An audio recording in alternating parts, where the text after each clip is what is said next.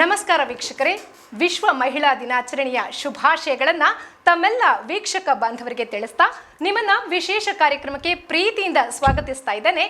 ನಾನು ಹೇಮಾ ಜಯರಾವ್. ವೀಕ್ಷಕರೇ, ಇವತ್ತು ನಮ್ಮ ಸ್ಟುಡಿಯೋದಲ್ಲಿ ವಿಶೇಷ ಕಾರ್ಯಕ್ರಮದಲ್ಲಿ ಒಬ್ಬರು ಅದ್ಭುತ ಸಾಧಕಿ ಜಾಯಿನ್ ಆಗಿದ್ದಾರೆ.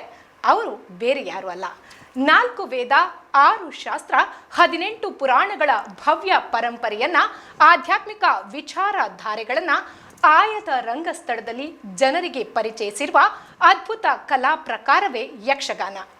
ಈರೇಳು ಅಂದರೆ 14 ಲೋಕಗಳಲ್ಲಿ ನಡೆದಿರುವಂತಹ ಪುರಾಣ ಕಥನಗಳನ್ನು ಅಲ್ಪ ಅವಧಿಯಲ್ಲಿ ಜನರಿಗೆ ಪ್ರಸ್ತುತಪಡಿಸಿ ವಿಶ್ವ ಮಾನ್ಯತೆಯನ್ನು ಗಳಿಸಿರುವಂತಹ, ನಮ್ಮ ಮಣ್ಣಿನಲ್ಲಿ ಉದ್ಭವಿಸಿರುವಂತಹ ಶ್ರೇಷ್ಠ ಕಲಾ ಪ್ರಕಾರ ಯಕ್ಷಗಾನ. ವಿಶ್ವ ಮಟ್ಟದಲ್ಲಿ ಅಗ್ರಸ್ಥಾನದಲ್ಲಿ ಪರಿಪೂರ್ಣ ಶಾಸ್ತ್ರೀಯ ಕಲಾ ಪ್ರಕಾರ ಅನ್ನುವಂತಹ ಹೆಗ್ಗಳಿಕೆಯನ್ನು ಪಡೆದಿರುವಂತಹ ಯಕ್ಷಗಾನ ರಂಗದಲ್ಲಿ ತನ್ನ ಸಿರಿಕಂಠದ ಭಾಗವತಿಕೆಯ ಮೂಲಕ ಅದ್ಭುತ ಸಾಧನೆಯನ್ನ ಮಾಡ್ತಾ ಇರುವಂತಹ ಮಹಿಳೆ ಶ್ರೀಮತಿ ಕಾವ್ಯಶ್ರೀ ಗುರುಪ್ರಸಾದ್ ಆಜೇರು ಅವರು. ಹೌದು ವೀಕ್ಷಕರೇ, ಇವತ್ತು ನಮ್ಮ ಸ್ಟುಡಿಯೋದಲ್ಲಿ ನಮ್ಮ ಅತಿಥಿಯಾಗಿ ಕಾವ್ಯಶ್ರೀ ಗುರುಪ್ರಸಾದ್ ಆಜೇರು ಅವರಿದ್ದಾರೆ. ಬನ್ನಿ ಅವ್ರನ್ನ ಕಾರ್ಯಕ್ರಮಕ್ಕೆ ವೆಲ್ಕಮ್ ಮಾಡೋಣ. ನಮಸ್ಕಾರ. ಸುದ್ದಿಯ ಎಲ್ಲ ವೀಕ್ಷಕರಿಗೂ ವಿಶ್ವ ಮಹಿಳಾ ದಿನಾಚರಣೆಯ ಶುಭಾಶಯಗಳು. ಕಾವ್ಯಶ್ರೀ ಹೆಸರೇ ಒಂದು ಅದ್ಭುತವಾಗಿದೆ. ಯಾಕಂದ್ರೆ ನೀವೇನು ಸಾಧನೆಯ ಪಥದಲ್ಲಿ ಮುಂದೆ ಹೋಗ್ತಾ ಇದ್ದೀರಾ, ಆ ಹೆಸರು ಆ ಸಾಧನೆಗೆ ಪೂರಕವಾಗಿದೆ. ಯಾರು ಸೂಚಿಸಿದ್ರು ಕಾವ್ಯಶ್ರೀ ಅವ್ರಿಗೆ ಈ ಹೆಸರನ್ನ? ನನ್ನ ಅಪ್ಪನೇ ಇಟ್ಟಿದ್ದು. ಯಾಕಂದ್ರೆ ನೀವು ಈ ಕ್ಷೇತ್ರದಲ್ಲಿ ಮುನ್ನಡಿತೀರಾ ಅಂತ ಗೊತ್ತಿರಲಿಲ್ಲ. ಅಪ್ಪ ಇದೇ ಹೆಸರನ್ನ ನಿಮ್ಗೆ ಸೂಚಿಸಬೇಕು ಅಂತಂದ್ರೆ ಏನಾದ್ರೂ ಒಂದು ಕಾರಣ ಇರಬೇಕು. ಇಲ್ಲ, ನನ್ನ ಪ್ರಕಾರ ಇದು ಕರೆಕ್ಟ್. ನೀವು ಹೇಳಿದಾಗೆ ಈ ಥರ ಬರ್ತೇನೆ ಅಂತ ನನಗೂ ಗೊತ್ತಿರಲಿಲ್ಲ, ಯಾರಿಗೂ ಗೊತ್ತಿರಲಿಲ್ಲ. ಅದಂದರೆ ನಮ್ಮದು ಬರುತ್ತಲ್ಲ ಜಾತಕದಲ್ಲೇ ಈ ಹೆಸರಿಂದಲೇ ಇಷ್ಟು ಅಕ್ಷರಗಳಲ್ಲಿ ಹೆಸರಿಡಬೇಕು ಅಂತ. ಸೊ ಆ ಹೆಸರಲ್ಲಿ ಕಾ ಬಂದಿದ್ದ ಕಾರಣ ಮೋಸ್ಟ್ಲಿ ಕಾವ್ಯ ಆಗ್ಬೋದು ಅಂತ ಇಟ್ಟಿರ್ತಾರೆ. ಬಟ್ ಅವರಿಗೆ ಸಣ್ಣರಾಗ್ಲೊಂದು ಆಸೆ ಇತ್ತು, ಅಂದರೆ ನಾನು ಶಾಸ್ತ್ರೀಯ ಸಂಗೀತಕ್ಕೆ ಸೇರಿಸ್ಬೇಕು ಅಂತ ಇಲ್ಲ ಅಭಿಲಾಷೆ ಇತ್ತು ಆವಾಗಲೇ. ನನ್ನ ಮಗಳನ್ನ ನಾನು ಖಂಡಿತ ಸಂಗೀತ ಕ್ಷೇತ್ರದಲ್ಲಿ ಕೊಂಡು ಹೋಗ್ಬೇಕು ಅಂತ. ಯಾಕಂದ್ರೆ ಕಾವ್ಯಶ್ರೀ, ಶ್ರೀ ಅನ್ನೋದು ನಿಜವಾಗಿ ಸಿರಿ ಸಂಪತ್ತು ಅನ್ನುವ ಅರ್ಥವನ್ನ ಕೊಡುತ್ತೆ. ಯಾಕಂದ್ರೆ ಅಗಾಧವಾದ ಸಂಗೀತ ಶಾರದೆಯ ಸಂಪತ್ತು ನಿಮ್ಗೆ ಒಲ್ದಿದೆ. ಅದಕ್ಕಾಗಿ ಈ ಮಾತನ್ನ ನಾನು ನಿಮ್ಮ ಹತ್ರ ಕೇಳಿದೆ. ಓಕೆ, ಕಾವ್ಯಶ್ರೀ ಅವರೇ, ನೋಡೋದಕ್ಕೆ ತುಂಬಾ ಸೌಮ್ಯ ಸ್ವಭಾವದವರು. ನಿಮ್ಮನ್ನ ಮಾತಾಡ್ಸಿದ್ರೆ ತುಂಬಾ ಸೌಮ್ಯತೆ ನಿಮ್ಮಲ್ಲಿ ಕಾಣ್ತಾ ಇರುತ್ತೆ. ಆದ್ರೆ ಆ ಗಾಂಭೀರ್ಯದ ಕಂಠ, ಆ ಅದ್ಭುತವಾದ ಗಾಂಭೀರ್ಯ, ಆ ಕಂಠ ನಿಮಗೆ ಎಲ್ಲಿಂದ ಬರುತ್ತೆ ಅಂತ? ರಂಗಸ್ಥಳದಲ್ಲಿ ಕಾವ್ಯಶ್ರೀ ಅವರನ್ನ ನೋಡ್ತಾ ಇದ್ರೆ ಆ ಗಾಂಭೀರ್ಯವೇ ಬೇರೆ. ಹೌದು, ಖಂಡಿತ. ಅಂದ್ರೆ ನಾವು ರಂಗಸ್ಥಳದಲ್ಲಿ ಒಂದು ಯಕ್ಷಗಾನವನ್ನು ಆಡಿಸೋದಿರ್ಬೋದು ಅಥವಾ ತಾಳಮದ್ದಳೆಂಥ ಫಂಕ್ಷನಿಗೆ ನಮ್ಮನ್ನು ನೋಡಿ ಕಲಿಯುವಂಥವ್ರು ತುಂಬ ಜನ ಇರ್ತಾರೆ. ಅಂದರೆ ನಾವು ಅದರಲ್ಲಿ ಆ ಸ್ಟೇಜಲ್ಲಿ ಕೂತು ನಾವೊಂದು ಸೀರಿಯಸ್ನೆಸ್ ಇಲ್ಲಾದರೆ ನೋಡುವವರಿಗೂ ಚೆನ್ನಾಗಿ ಕಾಣೋದಿಲ್ಲ. ಮತ್ತು ಯಕ್ಷಗಾನಕ್ಕೆ ಅಂದರೆ ಎಂತ ಹೇಳೋದು, ನೀವು ಆಟೋಮೆಟಿಕ್ ಕೂತ ಕೂಡಲ ಗಾಂಭೀರ್ಯ ತನ್ನಷ್ಟಕ್ಕೆ ಬರ್ತದೆ. ಯಾಕಂದರೆ ಅವರು ಮಾತಾಡುವ ಅರ್ಥಗಾರಿಕೆ ಅದರೆಲ್ಲದರಲ್ಲಿ ಗಮನ ಕೊಡುವಾಗ ನಾವು ಅದ್ರಲ್ಲಿ ಇನ್ವಾಲ್ವ್ ಆಗಿರ್ತೇವೆ. ಸೊ ಗಾಂಭೀರ್ಯತೆ ನಾರ್ಮಲ್ ಆಗಿ ಬರುತ್ತೆ. ಯಾಕಂದ್ರೆ ಯಕ್ಷಗಾನ ಅನ್ನೋದು ಗಂಡು ಕಲೆ ಅನ್ನೋದೇ ಒಂದು ಪ್ರಸಿದ್ಧಿ ಆಗಿದೆ. ಹಾಗಾಗಿ ಆ ಗಾಂಭೀರ್ಯತೆ, ಯಾಕಂದ್ರೆ ಗಂಡು ಕಲೆ ಅನ್ನೋದು ಬರೀ ಅದು ಗಂಡಸರಿಗೆ ಸೀಮಿತ ಅಂತ ಕೊಟ್ಟಿರ್ಲಿಕ್ಕಿಲ್ಲ. ಆ ಗಾಂಭೀರ್ಯಕ್ಕೆ ಆ ಹೆಸರನ್ನ ಸೂಚಿಸಿರ್ಬಹುದು ಏನು. ಹತ್ತಿದಾಗ ಆ ಗಾಂಭೀರ್ಯತೆ ತನ್ನಿಂತಾನೇ ಕಲಾವಿದರಿಗೆ ಬಂದು ಬಿಡುತ್ತೆ ಅಂತ ಹೇಳ್ತೀರಾ ನೀವು. ಹಾಗೆ ಕಾವ್ಯ ಅವರೇ, ಇಷ್ಟು ಮಾತಾಡ್ತಾ ಇದ್ದೇನೆ, ಮುಂದೆ ಮಾತಾಡ್ಬೇಕು ನಿಮ್ಮ ಹತ್ರ ತುಂಬಾನೇ. ಆದ್ರೆ ವೀಕ್ಷಕರು ಕಾವ್ಯ ಅವರನ್ನ ಕಂಡಾಗ ಅವರ ಹಾಡಿಗೆ, ಆ ಭಾಗವತಿಕೆಯ ಶೈಲಿಗೆ ಮಾರು ಹೋಗಿರೋರೇ ಹೆಚ್ಚು. ಹಾಗಾಗಿ ನಿಮ್ಮ ಹಾಡನ್ನ ಕೇಳದೇ ಇದ್ರೆ, ನಿಮ್ಮ ಹಾಡಿನಿಂದ ಈ ಕಾರ್ಯಕ್ರಮ ಆರಂಭ ಆಗದೇ ಇದ್ರೆ ಈ ಕಾರ್ಯಕ್ರಮ ಪರಿಪೂರ್ಣ ಆಗೋದು ಕೂಡ ಇಲ್ಲ. ಹಾಗಾಗಿ ಮೊದಲನೇದಾಗಿ ನಮ್ಗೆ ಯಾವ ಹಾಡನ್ನ ಹಾಡ್ತೀರಾ ನೀವು? ನಾನು ಪ್ರಾರಂಭ ಆದ ಕಾರಣ ಒಂದು ಗಜಮುಖನೆ ಮೆರವೇಕದಂತೇನೆ ಅಂತ ಒಂದು ಸ್ತುತಿಯನ್ನೇ ಹಾಡ್ಲಿಕ್ಕೆ ಇಷ್ಟಪಡ್ತೇನೆ. ಗಜಮುಖನೆ ಮೆರವೇ ಕದಂತನೆ, ಗಜಮುಖನೆ ಮೆರವೇ ಕದಂತನೆ, ನಿಜ ಗುಣಾನ್ವಿತ ಪರಶುಧಾರನೆ, ರಜತಗಿರಿಗೊಡೆಯನ ಕುಮಾರನೆ, ವಿದ್ಯವಾರಿಧಿಯೇ,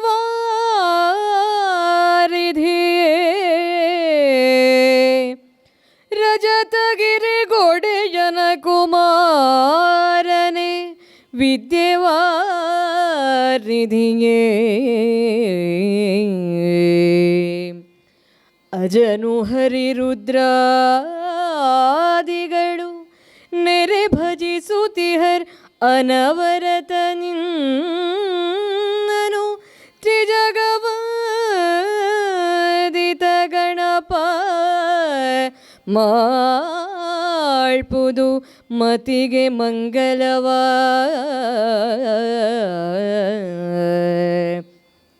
ತ್ರಿಜಗವಂದಿತ ಗಣಪ ಮಾಳ್ಪುದು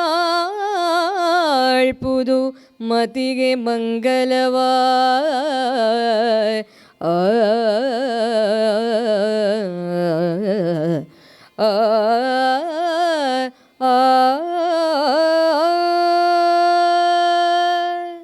ಕಾವ್ಯಶ್ರೀ ಅವ್ರು ಹಾಡ್ತಾ ಇದ್ರೆ ಹಾಗೆ ನಿಮ್ಮನ್ನ ನೋಡ್ತಾ ನಿಲ್ಬೇಕು ಅಂತ ಅನ್ಸುತ್ತೆ. Thank you. ಓಕೆ, ಕಾವ್ಯ ಅವರೇ, ಮೊದಲನೇದಾಗಿ ನಿಮ್ಮ ಬಾಲ್ಯದತ್ತ ಹೋಗೋಣ ನಾವು. ಖಂಡಿತ. ಹೇಗಿತ್ತು ಕಾವ್ಯ ಅವರ ಬಾಲ್ಯ? ಯಾವ ವಯಸ್ಸಲ್ಲಿ ಈ ರಂಗಕ್ಕೆ ನೀವು ಪ್ರವೇಶ ಮಾಡಿದ್ರಿ? ನಿಮ್ಮ ಅಭ್ಯಾಸಗಳು ಹೇಗೆ ನಡೀತಾ ಇತ್ತು? ನಾನು ಯಕ್ಷಗಾನ ಕ್ಷೇತ್ರಕ್ಕೆ ಕಲೀಲಿಕ್ಕೆ ಶುರು ಮಾಡಿದ್ದು ನಾನು ನನ್ನ 5ನೇ ಕ್ಲಾಸಲ್ಲಿರುವಾಗ. 5ನೇ ಅಂದರೆ 4ನೇ ಕ್ಲಾಸಲ್ಲಿ ನನ್ನಪ್ಪ ಅವರೇ ಸ್ವತಃ ಒಂದು ಆಸಕ್ತಿ ಇದ್ದು ನನ್ನನ್ನು ಸಂಗೀತ ಕ್ಲಾಸಿಗೆ ಸೇರಿಸಿದ್ದು. ಅದೇ ಅಪ್ಪನ ಆಸಕ್ತಿಗೆ ನಾನು ಸೇರಿದ್ದು. ನಂಗೆ ಅಂದ್ರೆ ಇಂಟ್ರೆಸ್ಟ್ ಅಂತಲ್ಲ, ಆಗ ಹಾಗೆಲ್ಲ ಅಪ್ಪ ಏನು ಹೇಳ್ತಾರೆ ಆ ಥರ ಅಲ್ಲ. ಹೌದು ಅವರ 4ನೇ ಕ್ಲಾಸಲ್ಲಿ. 5ನೇ ಕ್ಲಾಸಲ್ಲಿ ಆ್ಯಕ್ಚುಲಿ ಭಾಗವತಿಕೆ ಸೇರಿದ್ದು ಅಂದರೆ ಕೆಲವರಿಗೆ ಏನಿರ್ತದೆ ಅಂದರೆ ಹಿರಿಯರದ್ದು ಒಬ್ಬರದ್ದು ನೋಡಿ ನಾವು ಹಾಡು ಅಂದರೆ ಅದನ್ನು ನೋಡಿ ನನಗೆ ಸಹ ಕಲಿಬೇಕು ಅಂತ. ಇನ್ನೊಂದು ಸ್ವತಃ ನಮಗೆ ಇಂಟ್ರೆಸ್ಟ್ ಇದ್ದು ನಾನು ಕಲಿಬೇಕು ಅಂತ, ಅಥವಾ ಯಾರ್ದಾರು ಒತ್ತಾಯಕ್ಕೆ ಕಲಿಯೋದು ಅಂತ. ಬಟ್ ನಂದದು 3 ಅಲ್ಲ. ನಾನು ಯಕ್ಷಗಾನಕ್ಕೆ ಬರ್ತೇನೆ ಅಂತಲೂ ನಂಗೂ ಎಕ್ಸ್ಪೆಕ್ಟೇ ಇರಲಿಲ್ಲ ಆ್ಯಕ್ಚುಲಿ. ಯಾಕಂದರೆ ಅಪ್ಪ ಹಿಮ್ಮೇಳವಾದಕರು, ಅಂದರೆ ಭಾಗವತಿಕೆ ಮಾಡ್ತಿದ್ರು, ಚಂಡೆ ಮದ್ದಳೆ ನುಡಿಸ್ತಿದ್ರು ಹವ್ಯಾಸಿಯಾಗಿ. ಅವರು ಅವರ ಅಪ್ಪನಿಂದ ಕೇಳಿ ಕಲ್ತಿದ್ದು. ಆಗ ಅಂದರೆ ಅಪ್ಪನ ಅಜ್ಜನ ಕಾಲದಲ್ಲಿ ಊರಲ್ಲೆಲ್ಲ ಸಣ್ಣ ಸಣ್ಣ ತಾಳಮದ್ದಳೆ ಆಗ್ತಿರುವಾಗ ಅದನ್ನು ಕೇಳಿ ನನ್ನ ಅಪ್ಪ ಕಲ್ತಿದ್ದು. ಹಾಗೆ ಅಪ್ಪ ಏನು ಮಾಡಿದ್ರು ಅಂದರೆ, ನಮ್ಮ ಊರಲ್ಲಿ ಸಚ್ಚಿದಾನಂದ ಪ್ರಭುಗಳಿದ್ದಾರೆ, ಅವರೊಂದು ಈಗ ವೇಷಧಾರಿ ಆಗಿದ್ದಾರೆ. ಸೊ ಅವರು ಹೇಳಿದ್ರು, ನಮ್ಮ ಅಲ್ಲಿ ಮಾಂಬಾಡಿ ಸುಬ್ರಹ್ಮಣ್ಯ ಭಟ್ ಅಂತ ನನ್ನ ಗುರುಗಳು, ಅವರು ಕ್ಲಾಸ್ ಮಾಡ್ತಿದ್ದಾರೆ ಪಡಿಬಾಗಿಲಲ್ಲಿ, ಸೊ ನಾವು ಹೋಗುವ ಅಂತ ಅಪ್ಪ ಆಯಿತು. ಚಂಡೆ ಅಂದರೆ ಅಪ್ಪ ಕೇಳಿ ಕಲಿತ ಕಾರಣ ಇನ್ನಷ್ಟು ಕಲಿಯುವ ಅಂತ ಚಂಡೆ ಕ್ಲಾಸಿಗೆ ಹೋದವರು. ಚಂಡೆ ಕಲಿತಿರ್ಬೇಕಾ ನಾನು ಅಂದರೆ ತುಂಬ ಅಪ್ಪನ ಜೊತೆ ಓಡಾಟ ಜಾಸ್ತಿ. ನನಗೆ ಸಣ್ಣ ಇರುವಾಗಲೂ ನನ್ನ ಸ್ಕೂಲ್ ಬಿಟ್ಟು ಅಪ್ಪನ ಸ್ಕೂಲಿಗೆ ಹೋಗ್ತಿದ್ದೆ. ಎಷ್ಟು ಅರ್ಧ ಮುಕ್ಕಾಲು ಗಂಟೆ ನಡಲಿಕ್ಕಿದ್ರು. ಹೌದು ಅವ್ರು ದಂಬೆ ಶಾಲೆಯಲ್ಲಿ ಟೀಚರ್ ಆಗಿದ್ರು. ಸೊ ಆ ಟೈಮಲ್ಲಿ ನಡ್ಕೊಂಡು ಹೋಗ್ತಿದ್ದೆ ಅಪ್ಪನ ಜೊತೆ ನನ್ನ ಸ್ಕೂಲ್ ಬಿಟ್ಟು. ಸೊ ಅಪ್ಪನ ಜೊತೆ ಒಡನಾಟ ಜಾಸ್ತಿ ನನಗೆ. ಹಾಗೆ ನಾನು ಸಹ ಒಟ್ಟಿಗೆ ಹೋಗ್ತಿದ್ದೆ ಸಂಜೆ. ನನಗಂದರೆ ಆ ಏಜಲ್ಲಿ ನಮಗೆ ಅದ್ರ ಬಗ್ಗೆ ಅಷ್ಟು ನಾಲೆಜ್ ಇಲ್ಲ. ಅಂದರೆ ಸುಮ್ಮನೆ ಕೂತ್ಕೊಳ್ಬೇಕು ಅದಿಲ್ಲ. ನಾವೆಲ್ಲ ಓಡಾಟ ಆಚೀಚೆ ಓಟ ಮಾಡ್ಕೊಂಡಿದ್ವಿ ಅಲ್ಲಿ ಕಲಿತಿರ್ಬೇಕಾದ್ರೆ. ಸೊ ನನ್ನ ಗುರುಗಳು ಬಂದು ಮಾಂಬಾಡಿ ಸುಬ್ರಹ್ಮಣ್ಯ ಭಟ್ ಗುರುಗಳು ಬಂದು ಕೂತ್ಕೊಳ್ಳಿಸಿ ಉಳ್ದವ್ರಿಗೆ ಏನು ಕಲಿಸ್ಕೊಡ್ತಿದ್ರು, ಇದು ಹಾಡಮ್ಮ ಹೇಳ್ತಿದ್ರು. ನಂಗೆ ಏನು ಗೊತ್ತಿಲ್ಲ, ಅವ್ರು ಏನು ಹೇಳ್ತಾರೆ ಅದನ್ನೇ ಹಾಡ್ತಿದ್ದೆ ನಾನು. ಆಮೇಲೆ ಅಪ್ಪನ ಹತ್ರ ಹೇಳಿದ್ರು, ನಿಮ್ಮ ಮಗಳಿಗೆ ಕಲಿಸ್ಬೋದು ಅಂತ, ಅಂದರೆ ನೀವು ಸಾಕು ಕಲಿತಿದ್ದು ಮಗಳಿಗೆ ಕಲಿಸೋ ಅಂತ. ಸೊ ಅವತ್ತಿಂದ ನಂದು ಕ್ಲಾಸ್ ಶುರುವಾಯಿತು. ನೀವು ಹೇಳಿದಾಗ ಅಭ್ಯಾಸಗಳು ಹೇಗಾಯಿತು ಅಂದರೆ, ಫಸ್ಟ್ ಅಂದರೆ ಅಪ್ಪ ಏನು ಕಲಿಸ್ತಾರೆ, ನಮ್ಮ ಗುರುಗಳು ಹೇಗಂದರೆ ನನಗೆ ಅದರ ಬಗ್ಗೆ ತುಂಬ ಹೆಮ್ಮೆ ಇದೆ. ಯಾಕಂದರೆ ಅವರು ಇವತ್ತಿನ ಪಾಠವನ್ನು ನೆಕ್ಸ್ಟ್ ವಾರಕ್ಕೆ ಕೊಡೋದಿದ್ರೆ ಪಾಠ ಬಿಲ್ಕುಲಾಗಿ ಮುಂದೆ ಕೊಂಡೋಗ್ತಿರ್ಲಿಲ್ಲ. ಸೊ ಅದೊಂದು ಖುಷಿ, ಯಾಕಂದರೆ ನಮಗೆ ಅದು ಆ ಪಾಠ ಗಟ್ಟಿ ಆಗೋ ತನಕ ಅದರಲ್ಲೇ ಇರ್ತಿತ್ತು ಅದು. ಸೊ ನಮಗೊಂದು ಹಠ ಇತ್ತು ಅಪ್ಪನಿಗೆ, ಇವತ್ತು ಮಾಡಿದ ನೆಕ್ಸ್ಟ್ಗೆ ಕೊಡಬೇಕು ಅದು ಅಂತ. ಸೊ ಫಸ್ಟ್ ಬಂದ್ವಿ ಗಜಮುಖದ ಬಗ್ಗೆ ಫಸ್ಟ್ನ ಪದ್ಯ, ಅದನ್ನು ಕಲಿಸ್ತಾರೆ. ಅಪ್ಪ ಕಲಿಸಿದ್ರು ನಂಗೆ ಏನು ಮಾಡಿದ್ರು ಬರ್ತಿಲ್ಲ.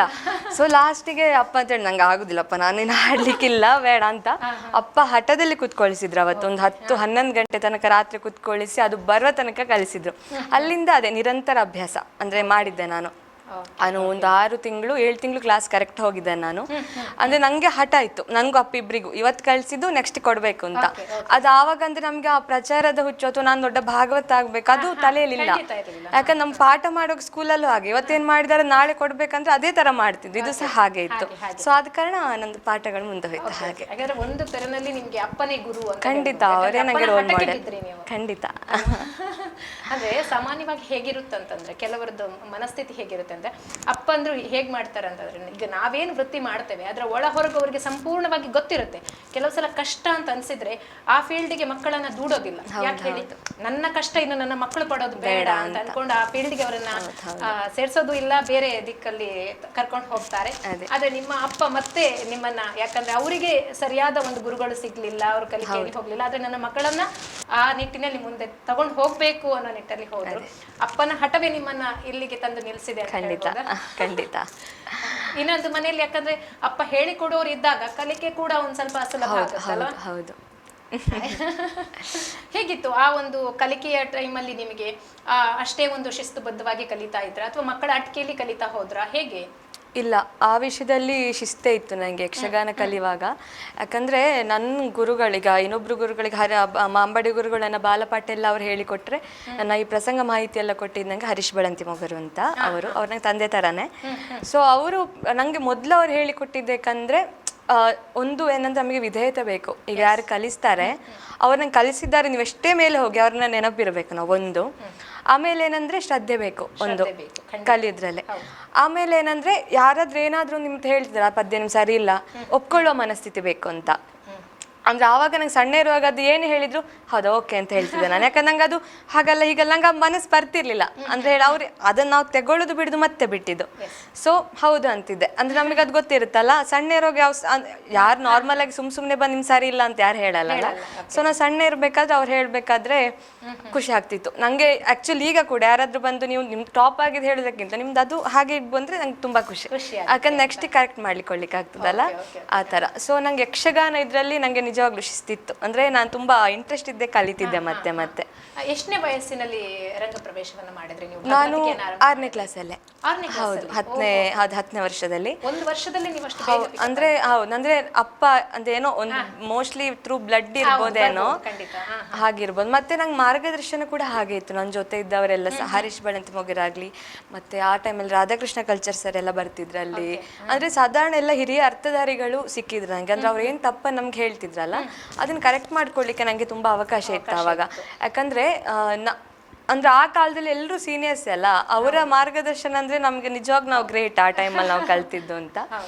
ಸೊ ಅದೇ ನೀವು ಹೇಳಿದಾಗೆ ಎಂತ ಹೇಳೋದು, ಆ ಟೈಮಲ್ಲಿ ಕಲ್ತಿದ್ದ ಖುಷಿ ಇದೆ. ಯಾಕಂದ್ರೆ ಒಂದು ಖುಷಿ ಅಂದ್ರೆ ಆ ಟೈಮಲ್ಲಿ ಮೀಡಿಯಾಗಳಿರ್ಲಿಲ್ಲ ಅಂತ. ಅಂದ್ರೆ ನಮಗೆ ಯಾರೊಬ್ರು ಒಂದು ಪದ್ಯ ಹಾಡಿದ ಕೂಡಲೇ ಅವ್ರು ಪ್ರಚಾರ ಕೊಟ್ಟ ಆ ಥರ ಇರ್ಲಿಲ್ಲ. ನಮಗೇನಂದ್ರೆ ಪ್ರಚಾರಕ್ಕಿಂತಲೂ ನಾವು ಏನ್ ಕಲಿಸಿದಾರೆ ಕಲಿಬೇಕು, ಆ ತರ ಒಂದು ಶಿಸ್ತಲ್ಲಿ ಇರ್ಬೇಕು ಅಂತ ಅಷ್ಟೇ. ಯಾಕಂದ್ರೆ ಈ ಮಾತನ್ನ ನಾನು ನಿಮ್ಗೆ ಯಾಕೆ ಕೇಳ್ತೇನೆ ಅಂದ್ರೆ, ಆ ಟೈಮಲ್ಲಿ ಹೇಗಿತ್ತು ಅಂತಂದ್ರೆ ಯಕ್ಷಗಾನ ಅಂದ್ರೆ ಗಂಡು ಕಲೆ ಅನ್ನೋದು ಹಾಗೆ ಅಷ್ಟೇ ಇತ್ತು. ಆದ್ರೆ ನೀವೊಬ್ರು ಹೆಣ್ಣು ಮಗುವಾಗಿ ನಿಮ್ಮನ್ನ ಭಾಗವತಿಕೆಗೆ ಅಪ್ಪ ಕಳಿಸ್ತಾರೆ. ಮುಂದೆ ಈ ರೀತಿಯ ಒಂದು ಸಂದರ್ಭ ಬರ್ಬೋದು, ನನ್ನ ಮಗಳು ಕೂಡ ಒಂದು ಪ್ರಸಿದ್ಧ ಭಾಗವತರ ಆಗಬಹುದು ಅಂತ ಅಪ್ಪ ಅನ್ಕೊಂಡಿದ್ರ ಅಥವಾ ಸಾಮಾನ್ಯವಾಗಿ? ಇಲ್ಲ, ನಮಗೆ ಇಬ್ರಿಗೂ ಇರ್ಲಿಲ್ಲ ಅದು. ಅಂದ್ರೆ ಅಪ್ಪನ್ ನೀನು ಹಾಗಾಗ್ಬೇಕು, ಇಷ್ಟು ಅಂದ್ರೆ ಸಣ್ಣ ಇರುವಾಗ ನೀನು ಅಷ್ಟು ಫೇಮಸ್ ಆಗ್ಬೇಕು ಆ ತರ ಅಪ್ಪನ ಏನೂ ಇರ್ಲಿಲ್ಲ. ಅಪ್ಪ ಯಾವತ್ತೂ ನಿಂದು ಪದ್ಯ ಒಳ್ಳೇದಾಗಿದೆ ಅಂತ ಹೇಳಿದ್ದು ಇಲ್ಲ, ಇದುವರೆಗೂ ಇಲ್ಲ. ಅದೇಂದ್ರೆ ಅದು ಸರಿಯಾಗಿಲ್ಲ ನಿಂದು ಅಂತ ಹೇಳ್ತಿದ್ದು. ಯಾಕಂದ್ರೆ ಯಾವತ್ತು ಹೆತ್ತವರು ಮಗಳ ಹೊಗಳ್ಬೇಕು, ಇನ್ನೊಬ್ರ ಹತ್ರ ಎಲ್ಲಾದ್ರೂ ಎಲ್ಲಾದ್ರೂ ಗೊತ್ತಿಲ್ಲದೆ ಹೇಳ್ಬೇಕು ಬಿಟ್ರೆ ಅವ್ರ ಮಕ್ಳೆದ್ರು ಯಾವತ್ತು ಹೊಗಳ್ಬಾರ್ದು ಅಂತಾರಲ್ಲ, ಅದನ್ನೇ ಮಾಡಿದಾರೆ ಅಪ್ಪ. ಯಾಕಂದ್ರೆ ಮಕ್ಳಿಗೆ ಅಪ್ಪ ಹೆತ್ತವ್ರೆ ಹೊಗಳಿದ್ರೆ ಅವ್ರು ಸಾಧಾರಣ ಬೇಗ ಮೇಲೆ ಹೋಗಿಬಿಡ್ತಾರೆ. ಹಾಗಾಗಿ ನೀವು ಈಗಲೂ ಕಲಿತಾ ಇದ್ದೀರಿ, ಇನ್ನೂ ಚೆನ್ನಾಗಿ ಆಗ್ಬೇಕು ಅನ್ನೋ. ಖಂಡಿತ, ನಮಗಂದ್ರೆ ನಾವೇ ಕಾಂಪಿಟೇಟರ್ಸ್ ಅಂತ. ಅಂದ್ರೆ ಇವತ್ತೇನು ಹಾಡಿರ್ತೇವೆ ನೆಕ್ಸ್ಟ್ ಅದಕ್ಕಿಂತ ಒಳ್ಳೇದಾಗಬೇಕು ಅಂತ. ಹಾಗೆ ಕಾವ್ಯ ಅವರೇ ಮಾತಾಡ್ತಾ ಇದ್ದೀವಿ, ಇನ್ನೊಂದು ಹಾಡನ್ನ ನಿಮ್ಮ ಬಾಯಲ್ಲಿ ಕೇಳಬೇಕು ಅನ್ನೋ ಆಸೆ ನಮಗೆ. ಖಂಡಿತ. ನಾನು ಮಹೇಂದ್ರ ಮಹಾಭಿಷ ಅಂತ ಪ್ರಸಂಗದಿಂದ ಶಿವಕುಮಾರ್ ಅಳಗೋಡು ಬರೆದಿದ್ದು, ಅದು ಶಂಕರ ಶಶಿಧರ ಹಾಡ್ತಿದ್ದ. ಅದು ಆಕ್ಚುಲಿ ಅದರ ಮೊದಲಿನ ಭಾಮಿನಿ ಇದೆ ಒಂದು, ಸುರಪ್ಪ ವರುಣ ಅಂತ, ಅದನ್ನು ಹಾಡ್ತೇನೆ. ಓಕೆ. ಸುರಪ ವರುಣ ಕುಬೇರ ಮುಖ್ಯರು ಹರುಷದ್ಯೋ ನೆರೆದಿರ್ಪರಂಗಕ್ಕೆ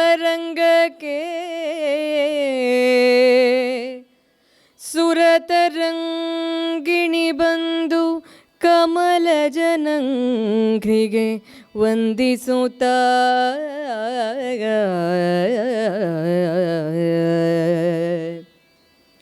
ಸುರಪವರುಣ ಕುಬೇರ ಮುಖ್ಯರು ಹರುಷದ್ಯೋ ನೆರೆದಿರ್ಪರಂಗಕ್ಕೆ ಸುರತರಂಗಿಣಿ ಬಂದು ಕಮಲ ಜನಂಘ್ರಿಗೊಂದಿಸುತ್ತ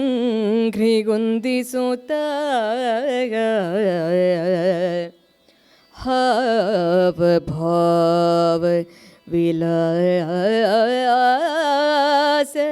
ಚಿತ್ತಶುದ್ಧೀಕರಣ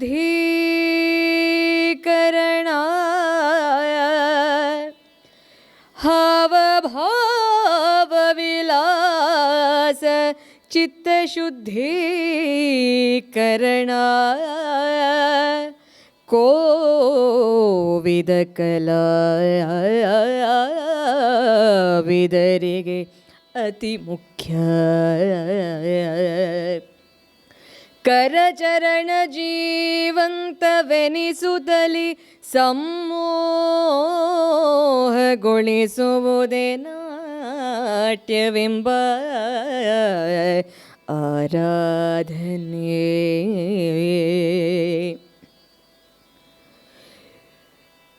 ಹಾವಭಾವ ವಿಲಾಸ ಚಿತ್ತಶುದ್ಧೀಕರಣ ಕೋವಿದ ಕಲಾವಿದರಿಗತಿ ಮುಖ್ಯ. ಕರಚರಣ ಜೀವಂತವೆನಿಸುತ್ತಲಿ ಸಮೋಹಗೊಳಿಸುವುದೇ ನಾಟ್ಯವೆಂಬ ಆರಾಧನೆ. ಶಂಕರ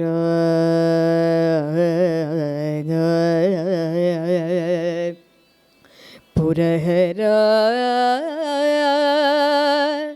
ಗಂಗಾಧರ ಶಂಕರ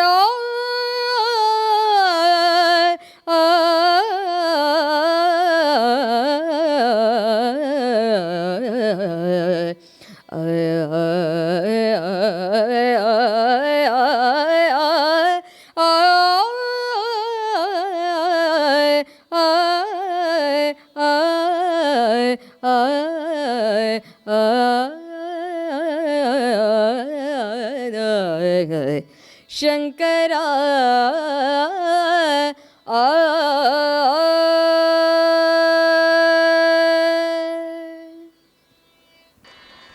ಅದ್ಭುತವಾದ ಹಾಡು.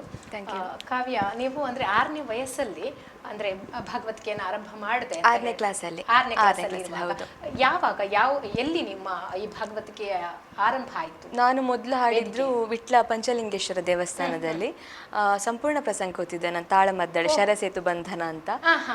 ಆಕ್ಚುಲ್ ನಂಗೆ ಅದು ಏನಂದ್ರೆ ಫಸ್ಟಿಗೆ ಒಂದು ಭಯ ಇತ್ತು ಹೇಗಿರ್ತದೆ ಏನೋ ಅಂತ. ಯಾಕಂದ್ರೆ ಗೊತ್ತಿಲ್ಲ, ಏನೋ ಕಲ್ಸಿದಾರೆ ಅದನ್ನು ಹಾಡ್ಬೇಕು ಅಂತ ಗೊತ್ತಿತ್ತು. ಬಟ್ ಯಾಕಂದ್ರೆ ಅಲ್ಲಿಂದ ಸಾಧಾರಣ ನಂಗೆ ಏನಾಯ್ತು, ಕೇಳಿದವರೆಲ್ಲ ತಾಳ ಮತ್ತೆ ಲಯ ಮತ್ತೆ ಸಾಹಿತ್ಯ ಸ್ಪಷ್ಟತೆ ಅಷ್ಟು ಉಂಟು ಅಂತ ಹೇಳಿದ್ರು. ಸೊ ಅಲ್ಲಿಂದ ನಂಗೆ ಮತ್ತೆ ಧೈರ್ಯ ಬಂತು. ಸೊ ನಂತರ ಕೆಲವು ಸ್ವಲ್ಪ ಹಾಡಿ ನಂತರ ಬಂದೆ. ಅಂದ್ರೆ ಫಸ್ಟ್ ಅದೇ ಪ್ರೋಗ್ರಾಮ್ ಪಂಚಲಿಂಗೇಶ್ವರ ದೇವಸ್ಥಾನ. ನಿಮ್ಮ ಊರು ಕೂಡ ಅದು ಹೌದಲ್ಲ? ನಂದು ವಿಟ್ಲ ಅಂದ್ರೆ ಹೌದು, ಪುಣಚ ಆಗ್ತದೆ. ಬಟ್ ನಮ್ಗೆ ವಿಟ್ಲ ಪುತ್ತು 2 ಡಿಸ್ಟೆನ್ಸ್ ಸೇಮ್ ನಮಗೆ. ಆನಂತರ ಕಂಟಿನ್ಯೂ ಆಗಿ ಹಾಡ್ತಾ ಇದ್ರ ಮಕ್ಕಳ ಮೇಳಗಳಲ್ಲಿ? ಹೌದು, ಫಸ್ಟಿಗೆ ನಾನು ಸೇರಿದ್ದು ಆಂಜನೇಯ ಮಹಿಳಾ ತಂಡ ಇತ್ತು ಆಗ, ಭಾಸ್ಕರ್ ಬಾರಿ ಅವರ ತಂಡದಲ್ಲಿ. ಅದ್ರಲ್ಲಿ ಫಸ್ಟ್ ಹಾಡ್ಲಿಕ್ಕೆ ಶುರು ಮಾಡಿದ್ದು. ಅಂದ್ರೆ ಅಪ್ಪ ಭಾಗವತಿಕೆಗೆ ಹೋಗ್ತಿದ್ರು ಅದ್ರಲ್ಲಿ. ಫಸ್ಟಿಗೆ ಒಂದೇನಿಲ್ಲ ಅಂದ್ರೆ ಒಂದು 5-6 ಪದ್ಯ ಆ ತರ ಕೂತು ಹಾಡ್ಲಿಕ್ಕೆ ಶುರು ಮಾಡಿದ್ದು ನಾನು. ಎಲ್ಲ ತಂಡ ಅಂದ್ರೆ ಕರೆದ್ರು ಸಹ ಫಸ್ಟಿಗೆ ಇಷ್ಟಕ್ಕೆ ಹಾಡ್ತಿದ್ದೆ. ಮತ್ತೆ ಹೋಗ್ಲಿಕ್ಕೆ ಶುರು ಮಾಡಿದ್ದು ಅಪ್ಪ ತಳಕಳ ಮೇಳ ಮತ್ತೆ ಇರುವೈಲು ಮೇಳಕ್ಕೆ ಹೋಗ್ತಿದ್ರು ಆ ಟೈಮಲ್ಲಿ ಮೇನ್ ಭಾಗವತರಾಗಿ. ಫಸ್ಟಿಗೆ ಸಂಗೀತ ಕೂತ್ಕೊಳ್ತಿದ್ದೆ, ಒಂದು 5-6 ಪದ್ಯಗಳು ಹಾಗೆ ಕೂತಿದ್ದೆ ನಾನು ಫಸ್ಟ್. ಆ ತರ ನೆಚ್ಚಿನ ಭಾಗವತರು ಯಾರು? ನಂಗೆ ಪದ್ಯಾಣ ಗಣಪತಿ ಭಟ್, ರಘುರಾಮ್ ಹೊಳ್ಳ ಸರ್, ದಿನೇಶ್ ಅಮ್ಮಣ್ಣ ಹೆಸರಲ್ಲಿ ತುಂಬಾ ಇಷ್ಟ ಆಗ್ತದೆ. ಅಂದ್ರೆ ಆ ಟೈಮಲ್ಲಿ ನನ್ನ ಅಪ್ಪ ತುಂಬಾ, ಇವಾಗ್ಲಿದೆ ಆ ಕ್ಯಾಸೆಟ್ಗಳೆಲ್ಲ, ಅಪ್ಪ ಅದನ್ನೇ ಕೇಳ್ತಾ ಇದ್ರು ಅಪ್ಪ ತುಂಬಾ. ಹಾಗೆ ಅವರದ್ದು ತುಂಬಾ ಪ್ರೇರಣೆ ನಂಗೆ. ಹೌದು ಹಾಡುಗಳನ್ನ ಕೇಳ್ತಾ ಇದ್ರು. ಹೌದು. ಈಗ ಕಾವ್ಯ ಅವರು ಹೇಗಂತಂದ್ರೆ, ಒಂದು ಗಂಡು ಕಲೆ ಯಕ್ಷಗಾನ ಅಂದ್ರೆ ಆ ಒಂದು ಗಂಡಸರಾಗಿರುವಂತ ಭಾಗವತರ ನಡುವಲ್ಲಿ ಒಂದು ಮಹಿಳೆಯಾಗಿ ಅದೇ ಗಂಡಸಿನ ಗಾಂಭೀರ್ಯದಲ್ಲಿ ಹಾಡ್ತೀರಾ, ಭಗವತಿಕೆಯನ್ನ ಮಾಡ್ತೀರಾ. ಹೇಗನ್ಸುತ್ತೆ ಆ ಮೇರು ಭಾಗವತರ ನಡುವೆ ನೀವು ಕೂತು ಹಾಡಬೇಕಾದ್ರೆ?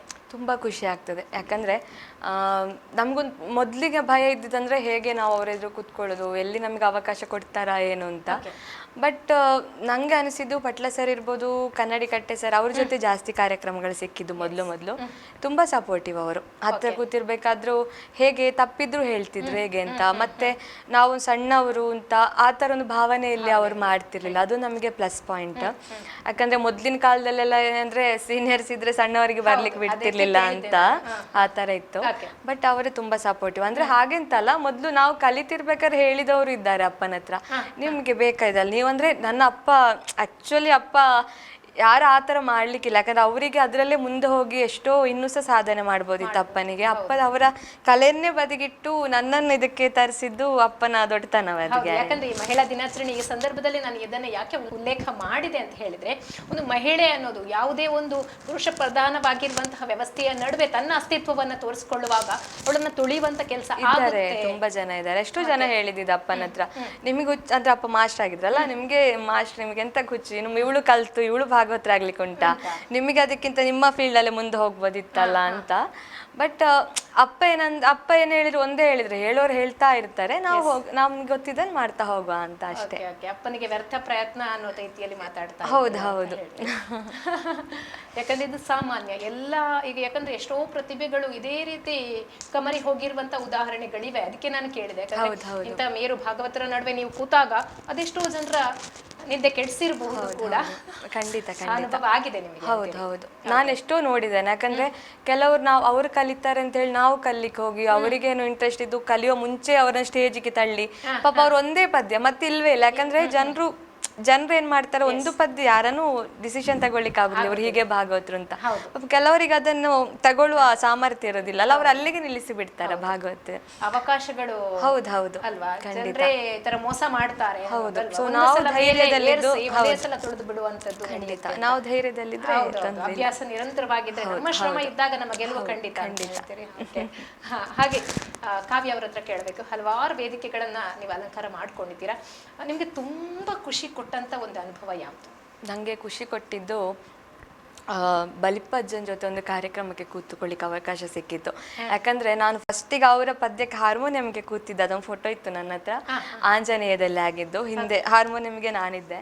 ಸೊ ಆವಾಗ ಅವರು ತುಂಬಾ ಹಿರಿಯರಲ್ಲ, ಅವ್ರ ಜೊತೆ ಒಂದು ಹಾಡ್ಬೇಕು ಅಂತ ಅವತ್ತೇ ಇತ್ತು ಆಸೆ. ಅದೊಂದು ಕಡೆ ಅವಕಾಶ ಸಿಕ್ಕಿತ್ತು, ಅದು ತುಂಬಾ ನಂಗೆ ನೆನಪಿರುವಂಥದ್ದು ಅದೊಂದು. ಹೌದು. ಮತ್ತೊಂದು ಸಾಗರದಲ್ಲಿ ಆದಂಥ ಕಾರ್ಯಕ್ರಮ, ಧಾರೇಶ್ವರ್ ಸರ್ ಜೊತೆ ಒಂದು ಹಾಡ್ಲಿಕ್ಕೆ ಸಿಕ್ಕಿತ್ತು. ಫಸ್ಟ್ ಟೈಮ್ ಬಡಗು ಹಿಮ್ಮೇಳದೊಟ್ಟಿಗೆ ನಾನು ತೆಂಕಿನ ಪದ್ಯವನ್ನು ಹಾಡಿದ್ದೆ ನಾನು. ಅಂದ್ರೆ ಬಡಗಲ್ಲಿ ಅವರಿದ್ದು ಧಾರೇಶ್ವರ್ ಸರ್, ತೆಂಕಲ್ಲಿ ನಮ್ಮ ತಂಡ. ಸೊ ಅದು ಸಹ ನನ್ನ ತುಂಬಾ ನೆನಪಲ್ಲಿರುವಂಥದ್ದೇ, ನೆನಪಿನ ಕ್ಷಣಗಳು ಅಂತ ಹೇಳ್ತೀರಿ. ಓಕೆ, ಈಗ ಒಂದು ಮಹಿಳೆಯಾಗಿ ಯಕ್ಷಗಾನ ರಂಗ ಒಂದು ಸುಲಭದ ಕೆಲಸ ಅಂತೂ ಖಂಡಿತವಾಗ್ಲೂ ಅಲ್ಲ. ಯಾಕಂದ್ರೆ ಇದೊಂದು ಯಕ್ಷಗಾನ ಬರೀ ಹಗಲು ಹೊತ್ತಲ್ಲಿ ಆಗಿ ಮುಗಿಯುವಂಥದ್ದು ಕೂಡ ಅಲ್ಲ, ಅದು ರಾತ್ರಿ ಹೊತ್ತಲ್ಲೂ ನಡೆಯುತ್ತೆ, ಈಗ ಹಗಲಲ್ಲೂ ಕೂಡ ಕಂಟಿನ್ಯೂ ಆಗಿ ನಡೀತಾ ಇರುತ್ತೆ. ಈ ಎಲ್ಲವನ್ನ ನೀವೊಬ್ರು ಮಹಿಳೆಯಾಗಿ ಒಂದು ಸ್ಟೂಡೆಂಟ್ ಆಗಿದ್ರಿ, ಯಾಕಂದ್ರೆ ನೀವು ಈಗ ಇನ್ನೇನು ಯುವ ಹರೆಯ ನಿಮ್ಮದು ಆಗಿರ್ಬೇಕಾದ್ರೆ ಈ ಒಂದು ಶಿಕ್ಷಣದ ಅವಧಿಯಲ್ಲಿ ಕಾರ್ಯಕ್ರಮಗಳು ಆಗ್ಲೇ ನೀವು ಚಿಕ್ಕ ವಯಸ್ಸಲ್ಲೇ ನಿಮ್ಮನ್ನ ಈ ಕ್ಷೇತ್ರದಲ್ಲಿ ತೊಡಗಿಸಿಕೊಂಡಿರೋದ್ರಿಂದ ಈ ಕ್ಷೇತ್ರದಲ್ಲಿ ನಿಮ್ಗೆ ಅವಕಾಶಗಳು ಕೂಡ ತುಂಬಾ ಇದ್ದದ್ರಿಂದ ಇವೆಲ್ಲವನ್ನ ಹೇಗೆ ಮ್ಯಾನೇಜ್ ಮಾಡಿದ್ರಿ? ಮ್ಯಾನೇಜ್ ಅಂದ್ರೆ ಅದೇ, ನನ್ಗೆ ಪ್ರತಿಯೊಂದು ಕಾರ್ಯಕ್ರಮಕ್ಕೂ ನನ್ನ ಜೊತೆ ಇದ್ದವರು ನನ್ನ ಅಪ್ಪ. ಎಲ್ಲೇ ಆಗ್ಲಿ ಅವರು ಒಬ್ಳನ್ನು ಅಂತ ಎಲ್ಲೂ ಕಳಿಸುದಿಲ್ಲ, ನಾನು ಕಳಿಸಿದ್ದು ಇದುವರೆಗೂ ಇಲ್ಲ. ಅವ್ರು ಒಟ್ಟಿಗೆ ಇರ್ತಿದ್ರು, ಯಾಕಂದ್ರೆ ಗೊತ್ತು ಯಕ್ಷಗಾನ ಫೀಲ್ಡ್ ಅಂದ್ರೆ ಆ ರಾತ್ರಿ ಹೋಗ್ಬೇಕು, ಎಷ್ಟಾದ್ರೂ ಒಂದು ಹುಡುಗಿಯಾಗಿ ಒಂದು ತುಂಬಾ ಕಷ್ಟದ್ದು. ಯಾಕಂದ್ರೆ ನಾವು ಎಷ್ಟೋ ಮಳೆಗೆ ಗಾಳಿಗೆ ಆ ಬೈಕಲ್ಲಿ ಹೋಗಿ ಚಂಡಿ ಹಾಕೊಂಡು ಯಕ್ಷಗಾನದಿಂದ ಬಂದದ್ದು ಇದೆ. ಮನೇಲಿ ಆ ಟೈಮಲ್ಲಿ ಮೊಬೈಲ್ ಫೋನ್ಗಳಿಲ್ಲ. ಆ ಟೈಮಲ್ಲಿ ಮನೆಯವ್ರಿಗೆ ಅಮ್ಮ ಒಬ್ರು ಪಾಪ ಮನೇಲಿ ಇರ್ತಿದ್ರು, ನಾವು ಹೋಗದವ್ರು ಬಂದ್ಮೇಲೆ ಅಮ್ಮನಿಗೆ ಒಂಥರ ಧೈರ್ಯ, ಬಂದ್ರಲ್ಲ ಮನೆಗೆ ಅಂತ. ಯಾಕಂದ್ರೆ ಆ ಟೈಮ್ ಹಾಗೆ ಇತ್ತು. ನಾವು ಸಾಧಾರಣ PUC ತನಕ ಬೈಕಲ್ಲೇ ಹೋಗಿ, PU ಡಿಗ್ರಿ ಫಸ್ಟ್ ತನಕ ಸಹ ನಾನೊಬ್ಬ ಬೈಕಲ್ಲೇ ಹೋಗ್ತಿದ್ದು. ಆಮೇಲೆ ಕ್ರಮೇಣ ಕಾರ್ಯಕ್ರಮಗಳು ಬಂದ್ಮೇಲೆ ಇದು ರಾತ್ರಿಯಲ್ಲಿ ಹೋಗುದು ಬೈಕಲ್ಲಿ ಸೇಫ್ ಅಲ್ಲ ಅಂತ ಅಪ್ಪನಿಗೂ ಅನಿಸ್ತು. ಸೊ ಮತ್ತೆ ಕಾರ್ ತಗೊಂಡು ಮತ್ತೆ ಹೋಗ್ಲಿಕ್ಕೆ ಶುರು ಮಾಡಿದ್ದು. ಸೊ ಅದೇ ನೀವು ಹೇಳಿದಾಗೆ ಅಂತ ಹೇಳ್ತಿ ಅಂದ್ರೆ ಹೆಣ್ಣಾಗಿ. ಹೌದು ಹೌದು, ಅಂದ್ರೆ ಎರಡು ಎಜುಕೇಶನ್ ಮತ್ತೆ ಇದು ಎರಡು ಇದ್ದಿದ್ದು. ಸೊ ನನಗೆ ಪ್ರೈಮರಿ ಹೈಸ್ಕೂಲ್ ತನಕ ಕಷ್ಟ ಅನಿಸ್ಲಿಲ್ಲ. ಮತ್ತೆ PUC ಆಗುವಾಗ, ನಾನು PUC ಕಲ್ತಿದ್ದು ಅಜ್ಜಿ ಮನೆಯಿಂದ ಹೋಗ್ತಿದ್ದೆ. ಸೊ ಯಕ್ಷಗಾನ ಇರುವಾಗ ಅಪ್ಪ ಅಲ್ಲಿಗೆ ಬರ್ತು, ನಾನು ಪಿಕ್ ಮಾಡಿ ವಾಪಸ್ ಅಲ್ಲಿಗೆ ಬಿಟ್ಟು ಅಪ್ಪ ಬರ್ತಿದ್ರು ಆ ಟೈಮಲ್ಲಿ. ಅಜ್ಜಿ ಮನೆ ಅಂದ್ರೆ ವಿಟ್ಲ ನಾನು PU ಮಾಡಿದ್ದು. ಹೌದು, ಅವ್ರದ್ದು ಕನ್ಯಾನದಲ್ಲಿ ಹತ್ರ, ನಂಗೆ ಬಸ್ಸಿಗೆ ಹೋಗ್ಲಿಕ್ಕೆ ಹತ್ರ. ನಮ್ಮಲ್ಲಿ ಅಂದ್ರೆ ನೀವ್ ಎಲ್ಲೇ ಹೋದ್ರೆ ಅರ್ಧ ಗಂಟೆ ನಡಿಲೇಬೇಕು. ಸೊ ಆ ಟೈಮಲ್ಲಿ ಮಳೆಗಾಲಕ್ಕೆ ಬಿಡುದು ಕಷ್ಟ, ಇದು ಲ್ಯಾಬ್ ಅಲ್ಲಿ ಇರುವಾಗ ಸೈನ್ಸ್ ಅಂತ ಹೇಳಿ ಕಷ್ಟ ಅಂತ ಅಜ್ಜಿ ಮನೆಯಿಂದ ಹೋಗಿದ್ದೆ 2 ವರ್ಷ. ಸೊ ಅಲ್ಲಿ ಬಂದು ಅಪ್ಪ ಪಿಕ್ ಮಾಡಿ ವಾಪಸ್ ಡ್ರಾಪ್ ಮಾಡಿ ವಾಪಸ್ ಮನೆಗೆ ಬರ್ತಿದ್ರು. ವಾಪಸ್ ಡಿಗ್ರಿಯಲ್ಲಿ ನಂಗೆ ಕಷ್ಟ ಅಂತ ಅನಿಸ್ಲಿಲ್ಲ, ಯಾಕಂದ್ರೆ ಡಿಗ್ರಿ ಸಾಧಾರಣ ಈಸಿ ಅಂತ. ಮತ್ತೆ ತುಂಬಾ ಪ್ರಿನ್ಸಿಪಲ್ ತುಂಬಾ ಸಪೋರ್ಟ್ ಕೊಟ್ಟಿದ್ದು ನಂಗೆ. MSc ಮಾಡುವಾಗ MSc ಅಲ್ಲಿ ಹೆವಿ ಅನಿಸುತ್ತೆ, ಯಾಕಂದ್ರೆ ಬೆಳಿಗ್ಗೆ ಆವ ಟೈಮಲ್ಲಿ ನಾನು ಕೆರೆಕಾಡು ವಿನಾಯಕ ಮೇಳಕ್ಕೆ ಸೇರಿ ಆಗಿತ್ತು, ಸಾಧಾರಣ ಮೇಳಕ್ಕೆ ಹೋಗ್ತಿದ್ದೆ. ಸೊ ತುಂಬಾ ಪ್ರೋಗ್ರಾಮ್ಸ್ ಅವರ ಪ್ರೋಗ್ರಾಮ್ಸ್ ಇರುವುದೇ ಮುಲ್ಕಿ ಕುಂದಾಪುರ ಆಚೆ ಸೈಡೇ ಪ್ರೋಗ್ರಾಮ್. ನಮಗೆ ಇಲ್ಲಿಂದ ಹೋಗ್ಲಿಕ್ಕೆ 3 ಗಂಟೆ, ಬರ್ಲಿಕ್ಕೆ 3 ಗಂಟೆ. ಸೊ ಏನಂದ್ರೆ ಬೆಳಿಗ್ಗೆ 11 ಗಂಟೆಗೆ ಲ್ಯಾಬ್ ಶುರು ಆದ್ರೆ ಸಂಜೆ 4 ಗಂಟೆ ತನಕ ಲ್ಯಾಬಲ್ಲಿ ನಿಂತ್ಕೊಂಡೆ. ಅದು ಮುಗಿಸಿ ಇಮ್ಮಿಡಿಯೇಟ್ ಅಪ್ಪ ಅಲ್ಲಿ ಬರ್ತಿದ್ರು, ಅಲ್ಲಿಂದ ಯಕ್ಷಗಾನಕ್ಕೆ ಹೋಗ್ತಿದ್ದೆ. ಮನೆಗೆ ಬರೋವಾಗ ಬೆಳಿಗ್ಗೆ 4 ಗಂಟೆ, ಎಗೇನ್ 6:30 ಗಂಟೆಗೆ ಹೊರಟು ಕಾಲೇಜಿಗೆ ಬರಬೇಕು ನಾನು. ಸೊ ನನಗೆ ಆ ಟೈಮಲ್ಲಿ ಏನು ಮಾಡ್ಲಿಕ್ಕೆ ಅಂದ್ರೆ ತುಂಬಾ ಹೆವಿ ಅನಿಸ್ಲಿಕ್ಕೆ ಶುರು ಆಯಿತು. ಬಟ್ ಬಿಡ್ಲಿಲ್ಲ. ಯಕ್ಷಗಾನ ಅಂದ್ರೆ ಏನಂದ್ರೆ ಒಮ್ಮೆ ನೀವು ಇಳಿದ್ರೆ ಅದು ಬಿಡುದಿಲ್ಲ ಅದನ್ನು. ಸೊ ಹೇಗೋ ಒಟ್ಟು ಬ್ಯಾಲೆನ್ಸ್ ಮಾಡಿ MSc ಮುಗಿದ್ರೆ ಸಾಕಿಂತ ಆಗಿತ್ತು ನನಗೆ. ಆಮೇಲೆ ಸಾಧಾರಣ ಎಂತ ಆಯ್ತು, ಮತ್ತೆ B.Ed ಮಾಡಿದ್ದು. B.Ed ಸ್ವಲ್ಪ ಇದೆ ಕರೆಸ್ಪಾಂಡ್ ಆಗಿ ಮಾಡಿದ್ದು ನಾನು. ಸೊ ತೊಂದ್ರೆ ಇಲ್ಲ. ಅಂದ್ರೆ ಆ ಟೈಮಲ್ಲಿ ಏನೋ ಯಕ್ಷಗಾನ ನಂಗೆ ಆವತ್ತು ಯಕ್ಷಗಾನ ನಾಳೆ ಎಕ್ಸಾಮ್ ಇದ್ರೆ ಡಿಗ್ರಿಯಲ್ಲಿ, ಇವತ್ತು ಯಕ್ಷಗಾನಕ್ಕೆ ಹೋದ್ರು ಮರುದಿನದ ಎಕ್ಸಾಮ್ ತುಂಬಾ ಈಸಿ ಇರೋದು ನನಗೆ, ಯಾಕೆ ಗೊತ್ತಿಲ್ಲ. ಬಟ್ ಏನೋ ಒಟ್ಟು ಬ್ಯಾಲೆನ್ಸ್ ಮಾಡಿ. ಹೌದು, ಆದ್ರೆ ಡಿಗ್ರಿ ನೀವು ಹೇಳಿದಾಗೆ BSc ಏನು ಈಸಿ ಅಲ್ಲ. ನಿರಂತರ ಅಭ್ಯಾಸ ಓದಲ್ಲಿ ತೊಡಗಿದವರಿಗೆ ಕೂಡ ಅದು ಈಸಿ ಅಲ್ಲ. ನೀವು ಹೇಳುವಷ್ಟು ಈಸಿ ಅಲ್ಲ. ಯಾಕಂದ್ರೆ BSc ಮಾಡಿದ್ರೆ MSc ಮಾಡಿದ್ರೆ ಈಗ ಭಗವದ್ಗೀತೆಯಲ್ಲಿ ಮುಂದುವರಿತಾ ಇದ್ದೀರಿ, ಯಾಕೆ ಬೇರೆ ಕ್ಷೇತ್ರವನ್ನು ಆಯ್ಕೆ ಮಾಡ್ಕೊಳ್ಳಿಲ್ಲ? ಬೇರೆ ಕ್ಷೇತ್ರ ಅದೇ ಟೀಚಿಂಗ್ ಹೋಗ್ಬೇಕು ಅಂತಿತ್ತು. ಒಂದು ಭಯ ಏನಂದ್ರೆ ಟೀಚಿಂಗ್ ಮಾಡಿದ್ಮೇಲೆ ವಾಯ್ಸ್ ಮೇಂಟೈನ್ ಆಗುತ್ತಾ ಅಂತ. ಟೀಚಿಂಗ್ ಎಲ್ರು ಮಾಡ್ಬೋದು, ಭಾಗವತಿಕೆ ಕಷ್ಟ ಅಂತ ಅನ್ಸ್ತು ನಂಗೆ. ಎಲ್ರು ಮಾಡ್ಲಿಕ್ಕೆ ಆಗಲ್ಲ ಅಂತ. ಸೊ ಅದ್ರಲ್ಲಿ ಒಂದು ಹೆಸರಿರುವಾಗ ನಂಗೆ ಅಥವಾ ನಂಗೆ ಇನ್ನೊಂದು ಕ್ಷೇತ್ರಕ್ಕೆ ಹೋಗ್ಬೇಕು ಅಂತಂದ್ರೆ ಈ ಕ್ಷೇತ್ರದಲ್ಲಿ ನೆಮ್ಮದಿ ಇಲ್ಲ ಅಂತ ಆಗ್ಬೇಕು. ಸೊ ನಂಗೆ ಯಕ್ಷಗಾನದಲ್ಲೇ ನೆಮ್ಮದಿ ಸಿಕ್ತು. ಭಗವದ್ಗೀತೆಯಲ್ಲಿ ಅಷ್ಟು ಬೇಡಿಕೆ ಕೂಡ ನಿಮಗೆ ಅನಿವಾರ್ಯತೆ ಇಲ್ಲ. ಹೌದು. ಬಟ್ ಅದಕ್ಕಿಂತ ನಂಗೆ ಖುಷಿ ಇದೆ ಅಂತ. ಹೋಯ್ತು ಯಕ್ಷಗಾನಕ್ಕೆ ಹೋಯ್ತು, ಒಂದು ಪ್ರೋಗ್ರಾಮ್ ಇಲ್ಲೋ ಮನೇಲಿ ಆರಾಮಕ್ಕೆ ಮನೆಯವ್ರ ಜೊತೆ ಇರ್ಬೋದಲ್ಲ, ಆ ಒಂದು ಖುಷಿಯಲ್ಲಿ. ಯಾಕಂದ್ರೆ ಜಾಬ್ ಅಂತ ಹೇಳುದು ಯಾಕಂದ್ರೆ ಎಷ್ಟಂದ್ರೆ ಜಾಬ್ ಅಂದ್ರೆ ಈಗ 5 ಗಂಟೆ ತನಕ ಇದ್ರು, ಪ್ರೋಗ್ರಾಮ್ ಅಂದ್ಮೇಲೆ 4 ಗಂಟೆಗೆ ನಾವು ಹೊರಡ್ಲೇಬೇಕು. ಅಲ್ಲಿ ಆ ಒಂದು ಕೆಲವು ಟೆನ್ಷನ್ಗಳು ಅದೆಲ್ಲ ಬೇಡ ಅಂತಲೇ ನಾನು ಆರಾಮಕ್ಕೆ. ಯಾಕಂದ್ರೆ ಒಂದು ವೃತ್ತಿಗೆ ಜಾಯಿನ್ ಆದ್ಮೇಲೆ ಅದರ ರೂಲ್ಸ್ ಗಳನ್ನು ಕೂಡ ನಾವು ಫಾಲೋ ಮಾಡಬೇಕು ಅಲ್ವಾ. ಹಾಗೆ ಈಗ ಈ ಅಭ್ಯಾಸದ ಬಗ್ಗೆ ಮಾತನಾಡಿದ್ರಿ. ಈಗ ಈ ಒಂದು ಕಂಠ ಶುದ್ಧಿಗೋಸ್ಕರ, ಯಾಕಂದ್ರೆ ನಿಮ್ಗೆ ಭಾಗವತರಿಗೆ ಕಂಠ ಶುದ್ಧಿ ತುಂಬಾ ಅಗತ್ಯ. ಹೌದು, ನೀವು ಅದನ್ನ ಮೇಂಟೈನ್ ಮಾಡಲೇಬೇಕು. ಹಾಗಿರುವಾಗ ನಿಮ್ಮ ಆಹಾರ ಕ್ರಮಗಳು ಹೇಗಿರುತ್ತೆ? ಯಾವ ರೀತಿಯ ವ್ಯಾಯಾಮಗಳು ನಡೆಯುತ್ತೆ ನಿಮ್ದು? ಇಲ್ಲ, ನಾರ್ಮಲ್ ನಾನೆಲ್ಲ ತಿಂತೇನೆ. ಆಯಿಲಿ ಫುಡ್ ಸ್ವಲ್ಪ ದೂರ. ನಾನು ಹೊರಗಡೆ ಹೋದ್ರೆ ಆಯಿಲಿ ಫುಡ್ ತಿನ್ನೋದಿಲ್ಲ, ಯಾಕಂದ್ರೆ ಆಯಿಲ್ ಹೇಗಿರುತ್ತೆ ಗೊತ್ತಿರೋದಿಲ್ಲ ನಂಗೆ. ಆಯಿಲ್ ಫುಡ್ ಅಲ್ಲಿ ತುಂಬಾ ಥ್ರೋಟ್ ಇನ್ಫೆಕ್ಷನ್ ಆಗ್ತದೆ, ಅದೊಂದು ಬಿಡ್ತೇನೆ. ಮತ್ತೆ ಹೆಚ್ಚಾಗಿ ಬಿಸಿ ನೀರೇ ಕುಡಿತೇನೆ ನಾನು. ಅದ್ ಬಿಟ್ರೆ ಏನಿಲ್ಲ ಅಷ್ಟೇ. ಹೆಚ್ಚಿನ ಬೇರೆ ಏನಿಲ್ಲ. ಹೌದು, ಬಟ್ ಎಷ್ಟು ನೀವು ಮೇಂಟೈನ್ ಮಾಡಿದ್ರು ವೆದರ್ ಚೇಂಜ್ ಆಗುವಾಗ ಒಂದು ಅಂದ್ರೆ ನಾವು ಟ್ರಾವೆಲಿಂಗ್ ಮಾಡ್ತಾ ಇರ್ತೇವೆ. ಬಾಂಬೆಗೆ ಹೋದ್ರೆ ಬಾಂಬೆಗೆ ಹೋಗಿ ಒಂದು 10 ದಿನ ಪ್ರೋಗ್ರಾಮ್ ಇದ್ರೆ 5 ದಿನ ಕರೆಕ್ಟ್ ಇರ್ತೇವೆ, ಮತ್ತೆ 5 ದಿನ ಶುರು ಆಗುತ್ತೆ. ಮತ್ತೆ ತಿರ್ಗಾ ಇಲ್ಲಿ ಊರಿಗೆ ಬಂದು 10 ದಿವಸ ಅಂದ್ರೆ ಎಷ್ಟು ಖಂಡಿತ ಬೇಕಾಗ್ತದೆ. ಎಲ್ಲಿಯಾದ್ರೂ ಆತರ ಸಂದರ್ಭ ಬಂದಿದ್ಯಾ ನಿಮ್ಮ ಸ್ವರ ನಿಮಗೆ ಕೈ ಕೊಟ್ಟಿದೆ ಅಂತ? ಸ್ವರ ಇಲ್ಲ, ಅಂದ್ರೆ ಕೈ ಕೊಟ್ಟಿದೆ ಅಂತಲ್ಲ, ಹುಷಾರಿಲ್ಲದೆ ಹೋಗಿ ಏನೋ ಪ್ರೋಗ್ರಾಮ್ ಪಾಸ್ ಆದಿದೆ. ಅಂದ್ರೆ ಯಾಕಂದ್ರೆ ಹೆಚ್ಚಾಗಿ ಯಕ್ಷಗಾನ ರಂಗೆ ಹೇಗಂದ್ರೆ ನೀವು ಇಲ್ಲಿ ಎಷ್ಟೇ ಹುಷಾರಿಲ್ಲದೆ ಇರ್ಲಿ, ಸ್ಟೇಜಿಗೆ ಕೂತ್ ಮೇಲೆ ನಿಮಗೆ ಆ ಟೆನ್ಷನ್ ಇರುವುದಿಲ್ಲ ಅಂತ. ಭಗವಂತನ ಖಂಡಿತ ಅದೊಂದೇನೋ ಕಲೆ ಶಕ್ತಿ ಅಂತ ಹೇಳ್ಬೋದು.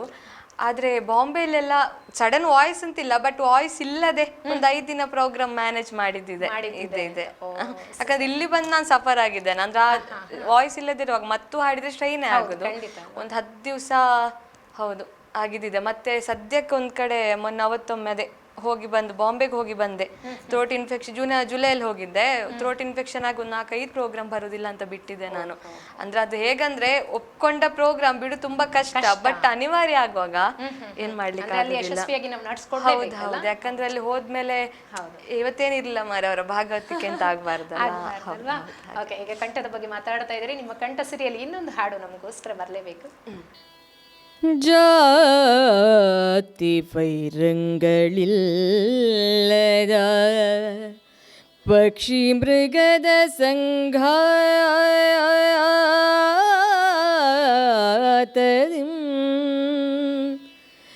ಜಾತಿ ವೈರಂಗಳಿಲ್ಲದ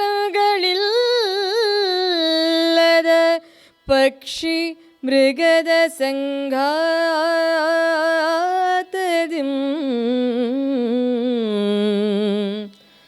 ಋತುಭೇದಮಿಲ್ಲದ ಲತಾ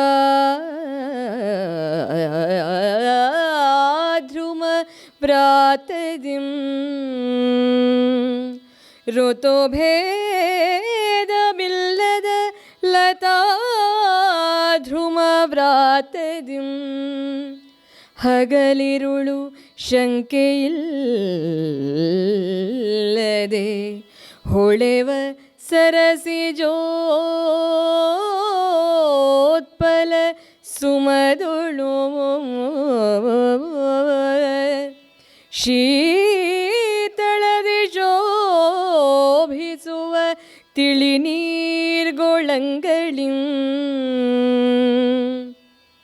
ಶೀತಳದಿ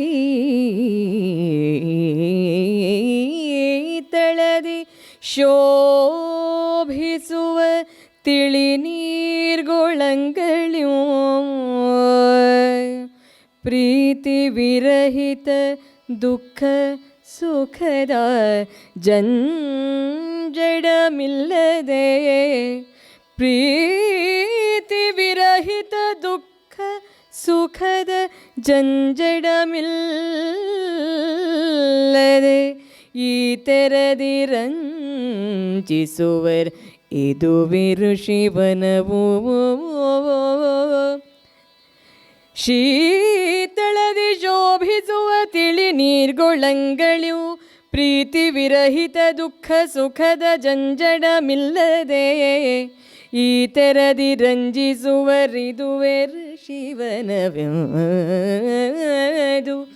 ಭೂತಳೇಶನು ನೆನೆಯುತ್ತ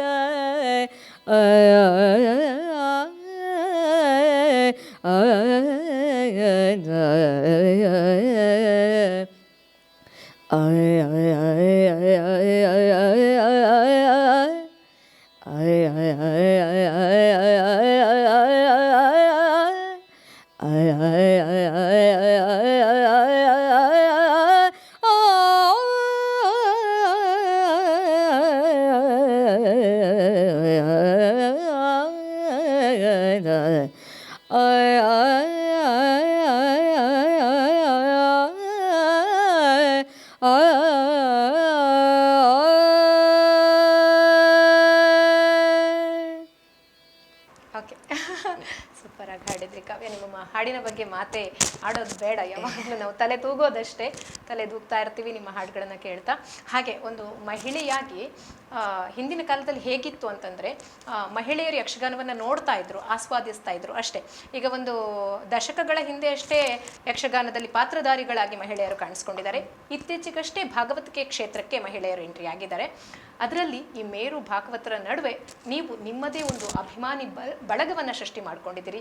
ಕಾವ್ಯಶ್ರೀ ಅವರಿಗೆ ಅಂತಲೇ ಒಂದು ಅಭಿಮಾನಿ ಬಳಗ ಇದೆ, ಅಷ್ಟು ಜನರ ಪ್ರೀತಿಗೆ ಪಾತ್ರರಾಗಿದ್ದೀರಿ. ಈ ಬಗ್ಗೆ ಏನು ಹೇಳ್ತೀರಿ? ಅದು ನಮ್ಮ ಪುಣ್ಯ ಅಂತಲೇ ಹೇಳ್ಬೋದು. ಅಂದ್ರೆ ಜನರನ್ನು ಮೆಚ್ಚಿಸು ತುಂಬಾ ಕಷ್ಟ. ಅಂದ್ರೆ ಏನು ಹೇಳೋದು, ನಾನೇನೋ ಅಂದ್ರೆ ಜನರನ್ನು ಮೆಚ್ಚಿಸೋ ಉದ್ದೇಶದಿಂದ ನಾನು ಹಾಡಿದ್ದು ಅಲ್ಲ. ಬಟ್ ಜನರು ಏನೋ ಒಂದು ಜನರು ಏನು ಮಾಡ್ತಾರೆ ಅಂದರೆ, ನಿಮ್ಗೆ ಜಸ್ಟ್ ಹಾಡು ನೋಡೋದಿಲ್ಲ, ನೀವು ಯಾವ ಥರ ಇರ್ತೀರಿ ಅಂತ ಜನರು ಸಹ ಗಮನಿಸ್ತಾ ಇರ್ತಾರಲ್ಲ.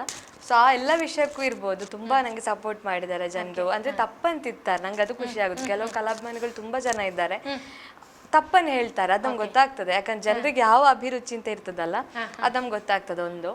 ಮತ್ತೆ ಅದೇ ನೀವು ಹೇಳಿದಾಗ ಎಂತ ಜನರಿಗೆ ಇಷ್ಟ ಅದು ಹೇಗಾಯ್ತು ಗೊತ್ತಿಲ್ಲ, ದೇವರ ಕೃಪೆ ಅಷ್ಟೇ ಹೇಳ್ಬೇಕಷ್ಟೇ ನಾನು. ಬಟ್ ಅವರ ಸಪೋರ್ಟ್ ತುಂಬ ಇದೆ, ತುಂಬ ಜನ ಇದ್ದಾರೆ. ಕಾವ್ಯನ ಇಷ್ಟಪಡೋರೆ ತುಂಬ ಜನ ಇದ್ದಾರೆ, ಕಾವ್ಯನ ಪದ್ಯ ಅಂತ ಹೇಳಿ. ಥ್ಯಾಂಕ್ಸ್ ಅಷ್ಟೇ. ಕ್ಷೇತ್ರ ನಿಮಗೆ ತುಂಬ ಗೌರವ ಮನ್ನಣೆ ಎಲ್ಲವನ್ನ ತಂದು ಕೊಟ್ಟಿದೆ. ಹೌದು. ಎಷ್ಟು ಪ್ರೌಡ್ ಫೀಲ್ ಆಗುತ್ತೆ ನಿಮಗೆ? ತುಂಬ ಖುಷಿ ಆಗ್ತದೆ.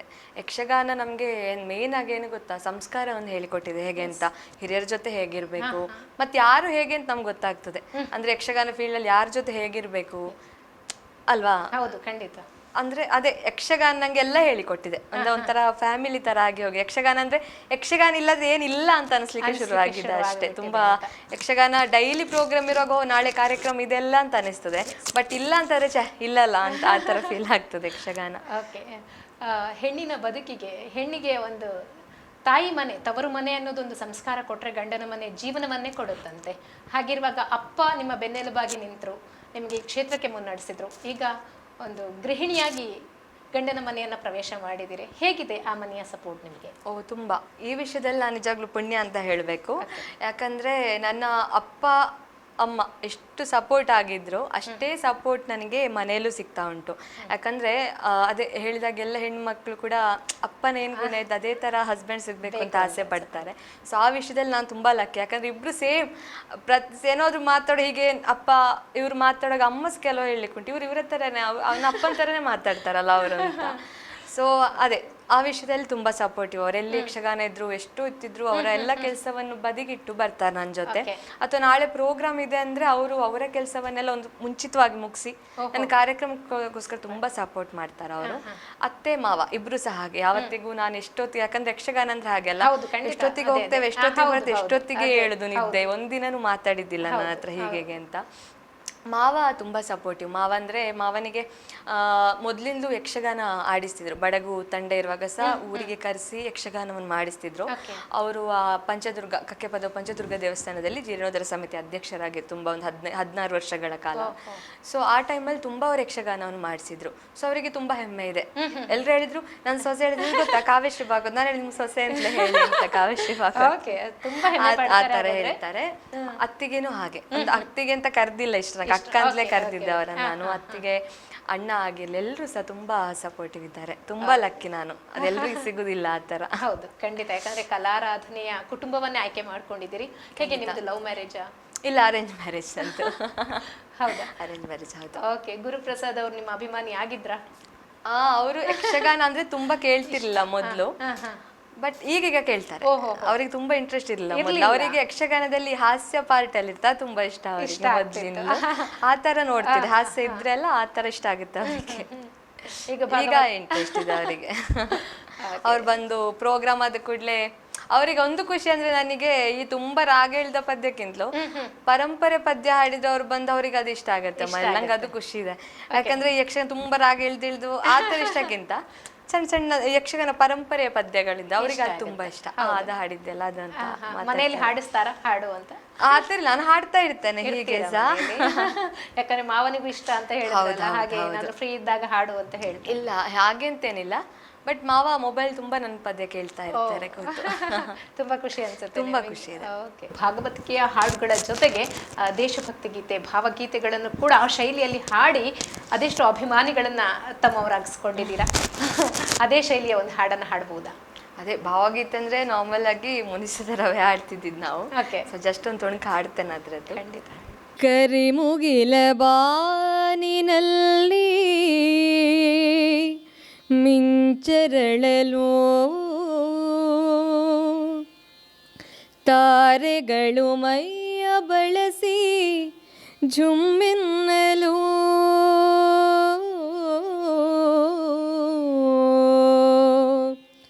ನವಭಾವ ತುಂಬಿ ತುಂಬಿ ಮನ ಹಾಡಲು, ನವಭಾವ ತುಂಬಿ ತುಂಬಿ ಮನ ಹಾಡಲು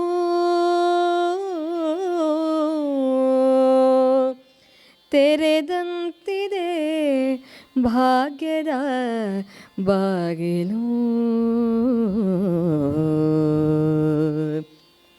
ಮುನಿಸುತ್ತರವೇ ಮುಗುದೇ